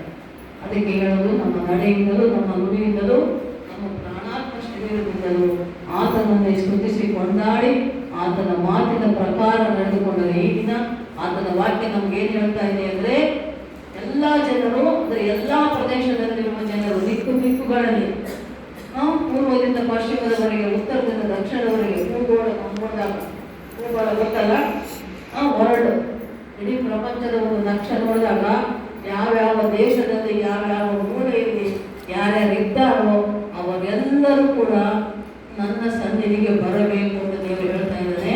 ಅಷ್ಟೇ ಅಲ್ಲ, ನೀವು ನಿಮ್ಮ ನಡತೆಯನ್ನು ಸರಿಪಡಿಸಿಕೊಂಡಿದ್ದರೆ, ನಿಮ್ಮ ನಡೆ ನುಡಿ ಸರಿಯಾಗಿದ್ದರೆ, ಒಳ್ಳೆಯದಾಗಿದ್ದರೆ, ದೇವರಿಗೆ ಇಷ್ಟವಾಗಿದ್ದರೆ, ಆಗ ದೇವರು ಏನಂತ ಹೇಳ್ತಾ ಇದ್ದಾನೆ, ಏನ್ ಹೇಳ್ತದಪ್ಪ ಕೊನೆಯಲ್ಲಿ ಓದಿಬಿಡು ವಾಕ್ಯದ 50ನೇ ಕೀರ್ತನೆ ಕೊನೆ ವಾಕ್ಯ. ಯಾರು ಸ್ತುತಿ ಯಜ್ಞವನ್ನು ಸಮರ್ಪಿಸುತ್ತಾರೋ ಅವರೇ ನನ್ನನ್ನು ಗೌರವಿಸುವವರು. ದೇವರಿಗೆ ಗೌರವ ಸೂಚಿಸೋದು ಅಂದರೆ ದೇವರಿಗೆ ನಾವು ನಮ್ಮ ಸ್ತುತಿ ಯಜ್ಞಗಳನ್ನು ಸಮರ್ಪಿಸೋದು. ಆತನನ್ನು ಸ್ತುತಿಸಿ ಕೊಂಡಾಡಿ ಹಾಡಾಡಿ ಆರಾಧಿಸುವುದೇ ಸ್ತುತಿ ಯಜ್ಞ ಸಮರ್ಪಿಸುವುದು. ನಮ್ಮ ಪ್ರಾಣಾತ್ಮ ಶರೀರವನ್ನು ಆತನಿಗೆ ದೇವರಿಗೆ ಒಪ್ಪಿಸಿಕೊಡಬೇಕು. ನೆಕ್ಸ್ಟ್ ತಮ್ಮ ನಡತೆಯನ್ನು ಸರಿಪಡಿಸಿಕೊಳ್ಳುವವರಿಗೆ ನನ್ನ ವಿಶೇಷವಾದ ರಕ್ಷಣೆಯನ್ನ ನೀಡುತ್ತಾನೆ. ಮತ್ತೆ ನಾವು ಹೇಗಿರಬೇಕು?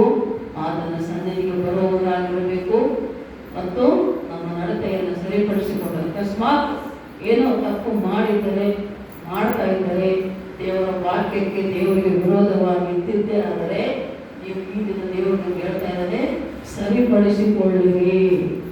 ನಿಮ್ಮನ್ನು ನೀವು ಸರಿಪಡಿಸಿಕೊಂಡು ಆತನ ಸನ್ನಿಧಿಗೆ ಬಂದಾಗ ಆತ ನಿಮಗೆ ವಿಶೇಷವಾದ ರಕ್ಷಣೆ ನೀಡ್ತಾನೆ. ಪ್ರತಿದಿನ ಪ್ರತಿಕ್ಷಣ ನಿಮ್ಮ ಜೊತೆ ಇದ್ದು ನಿಮ್ಮನ್ನು ಕಾಯ್ದು ಕಾಪಾಡ್ತಾರೆ. ಹಲ್ಲೆಲೂಯಾ. ದೇವರು ನಮ್ಮನ್ನು ನಿಮ್ಮನ್ನು ಈ ಮತ್ತೆ ಕೊನೆ ಪ್ರಾರ್ಥನೆ ಮಾಡಿಕೊಳ್ಳೋಣ. ನಾವು ಹೋಗುದಂತೆ ನಿನಗೆ ಸ್ತೋತ್ರಪ್ಪ. ಸರ್ವಶಕ್ತನು, ಸರ್ವೋನ್ನತನು, ಸರ್ವಾಧಿಕಾರಿಯಾಗಿರುವ ದೇವರು ಭೂಮಿ ಆಕಾಶವನ್ನು ಸಮುದ್ರವನ್ನು ಅದರಲ್ಲಿರುವ ಸಮಸ್ತವನ್ನು ಸೃಷ್ಟಿ ಮಾಡಿದ ಸೃಷ್ಟಿಕರ್ತನಾದ ದೇವಾಲಯಕ್ಕೆ ಸ್ತೋತ್ರಪ್ಪ. ಅಪ್ಪ, ನಾವಾದರೂ ತಂದೆ ನಿಮ್ಮನ್ನು ನಮ್ಮ ಪ್ರಾಣಾತ್ಮ ಶರೀರದಿಂದಲೂ ನಿಮ್ಮನ್ನು ಆರಾಧಿಸುವಂತೆ ಸಾಗಿದ್ದೀರಪ್ಪ. ನಿಮಗೆ ಸ್ತೋತ್ರ. ಇಲ್ಲಿ ಸೇರಿ ಬಂದಿರುವ ನಮ್ಮೆಲ್ಲರನ್ನು ಸಜೀವದ ಲೆಕ್ಕದಲ್ಲಿ ಕಾಪಾಡಿಸಕ್ಕಾಗಿ ಸ್ತೋತ್ರ ಸ್ವಾಮಿ. ನಿಮ್ಮ ಆಶೀರ್ವಾದ ಅನುಗ್ರಹ ದಯ ಕೃಪೆಗಳಿಂದ ಪ್ರತಿಯೊಬ್ಬರನ್ನು ತೃಪ್ತಿಸಪ್ಪ.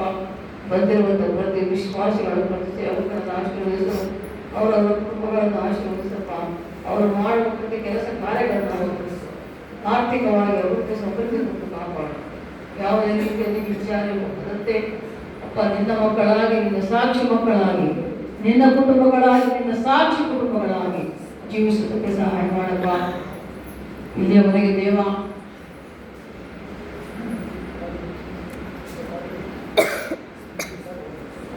ನೀನ ದಾಸಳಾದ ನನ್ನನ್ನು ಹೊರಮಾಡಿಕೊಂಡು ಮಾತನಾಡಿದ್ದಕ್ಕಾಗಿ, ನೀನು ಮಹಿಮೆ ಹೊಂದಿದ್ದಕ್ಕಾಗಿ ಸ್ತೋತ್ರ ಸ್ವಾಮಿ.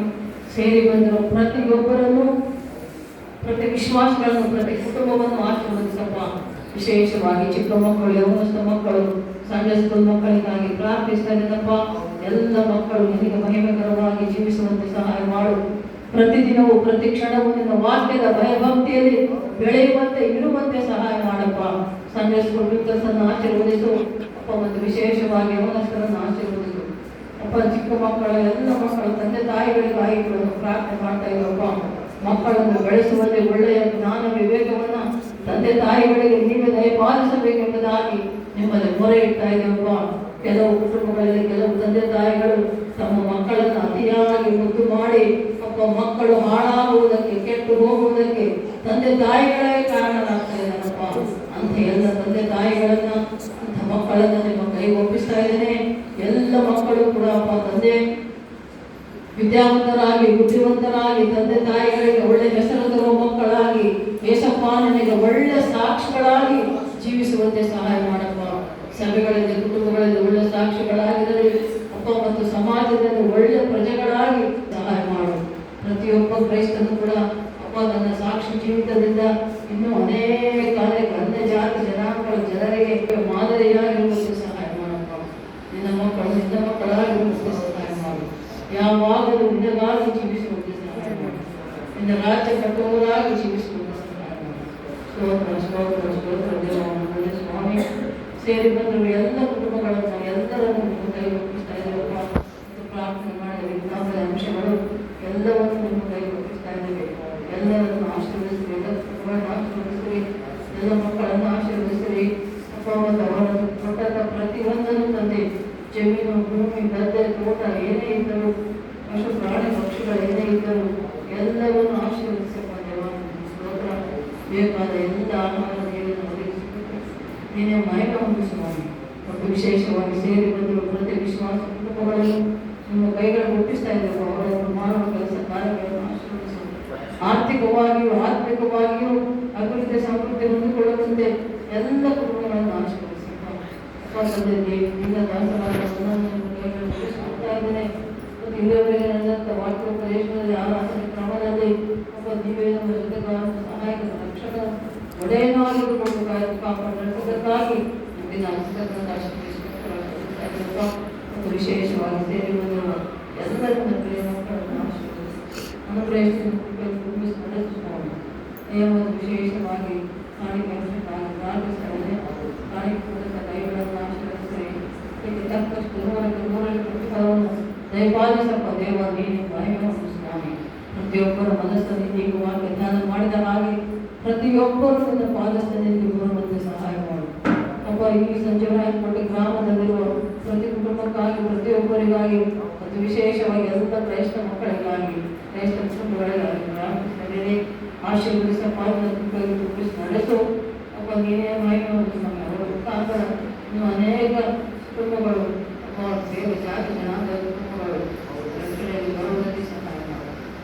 ಸ್ತೋತ್ರ ಸ್ತೋತ್ರ ಸ್ತೋತ್ರ ಸ್ವಾಮಿ. ಎಲ್ಲ ಹಿರಿಯರುಗಾಗಿ ಪ್ರಾರ್ಥಿಸ್ತಾ ಇದ್ದೇವೆ. ಎಲ್ಲ ಹಿರಿಯರನ್ನು ಅವರವರ ಆರೋಗ್ಯದ ಉಪಯೋಗಿಸ್ತಾ ಇದ್ದಾರಪ್ಪ. ಅವರಿಗೆ ಬೇಕಾದ ಎಲ್ಲವನ್ನು ಪ್ರತಿ ರೋಗಿಯನ್ನು ಕೈ ಒಪ್ಪಿಸ್ತಾ ಇದ್ದಾರೆ. ನಂತಪ್ಪ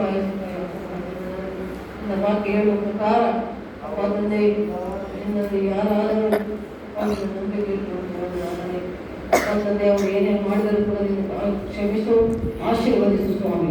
ನಿನ್ನ ಪಾದ ಸನ್ನಿಧಿಯಲ್ಲಿ ಬಂದು ಮೊಣಕಾಲುಗೆ ಪ್ರಾರ್ಥಿಸಿಕೊಂಡಾಗ ಅವರ ಪ್ರಾರ್ಥನೆ ಮೊರೆಗಳನ್ನು ಕೇಳಿ ಸದುತ್ತರ ದಯಪಾಲಿಸಿ ನೀವೇ ಮಹಿಮೆ ಹೊಂದಿರಪ್ಪ. ನಿನ್ನ ವಾಕ್ಯಗಳನ್ನು ಧ್ಯಾನಿಸಿದ ಪ್ರಕಾರ ಪ್ರತಿಯೊಬ್ಬರು ನಿನ್ನ ಪಾದ ಸನ್ನಿಧಿಯಲ್ಲಿ ಬರಲಿ. ಪ್ರತಿಯೊಬ್ಬರು ತಮ್ಮ ನಡತೆಯನ್ನು ಸರಿಪಡಿಸಿಕೊಂಡು ನಿನಗೆ ಮೆಚ್ಚುಗೆಯಾಗುವಂತೆ, ನಿನ್ನ ಚಿತ್ತದ ಪ್ರಕಾರ ಜೀವಿಸುವಂತೆ ಸಹಾಯ ಮಾಡಪ್ಪ. ನಿನಗೆ ಮೆಚ್ಚಿದವರಾಗಿ, ನಿನಗೆ ಮೆಚ್ಚುಗೆಯಾಗಿ ನಾವಿರುವುದಾದರೆ ಅಪ್ಪ, ನಿನಗೆ ಗೌರವ ಸೂಚಿಸುವವರಾಗಿ ನಾವಿರುವುದಾದರೆ ಅಪ್ಪ, ನೀನಾದರೂ ನಮಗೆ ವಿಶೇಷವಾದ ರಕ್ಷಣೆಯನ್ನು ಕೊಡುವ ದೇವರಾಗಿದೆಯಪ್ಪ. ನಿನ್ನ ವಿಶೇಷವಾದ ರಕ್ಷಣೆಯಲ್ಲಿ ಈ ನಮ್ಮ ಸೋಮಲಾಪುರ ಗ್ರಾಮ, ಪ್ರತಿ ಕುಟುಂಬ, ಪ್ರತಿಯೊಬ್ಬರು, ಪ್ರತಿ ವಿಶ್ವಾಸಿಗಳು, ಪ್ರತಿ ಸೇವಕರು ಅಪ್ಪ ನಿನ್ನ ಕೃಪೆಯಲ್ಲಿ, ನಿನ್ನ ಆಶ್ರಯದಲ್ಲಿ ಸುರಕ್ಷಿತವಾಗಿರುವಂತೆ ಸಹಾಯ ಮಾಡಿ ನೀವು ಹೊಂದಬೇಕೆಂಬುದಾಗಿ ಎಲ್ಲ ನನ್ನ ಮಾನ ಮಹಿಮೆ ಪ್ರಭಾವಗಳು ನಿಮಗೆ ಸಲ್ಲಿಸುತ್ತಾ ನಮ್ಮನ್ನು ನಾವು ತಗ್ಗಿಸಿಕೊಂಡು ದೇವ ನಿಮ್ಮ ನಾಮವನ್ನು ಹೆಚ್ಚಿಸುತ್ತಾ ಪರಿಶುದ್ಧನು ಪರಿಶುದ್ಧನು ಮಹಾಪರಿಶುದ್ಧನು ನಾಜರೇತ ಯೇಸು ಕ್ರಿಸ್ತ ನಾಮದಲ್ಲಿ ಪ್ರಾರ್ಥಿಸಿ ಬೇಡುವಂತಿದ್ದೇವೆ ನಮ್ಮ ತಂದೆ. Amen amen amen.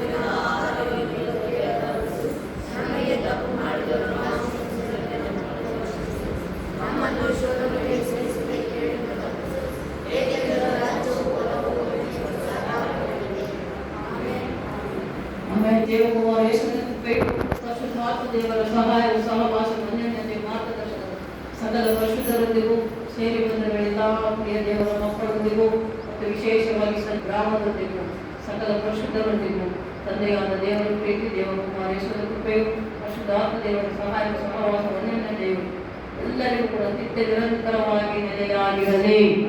Amen amen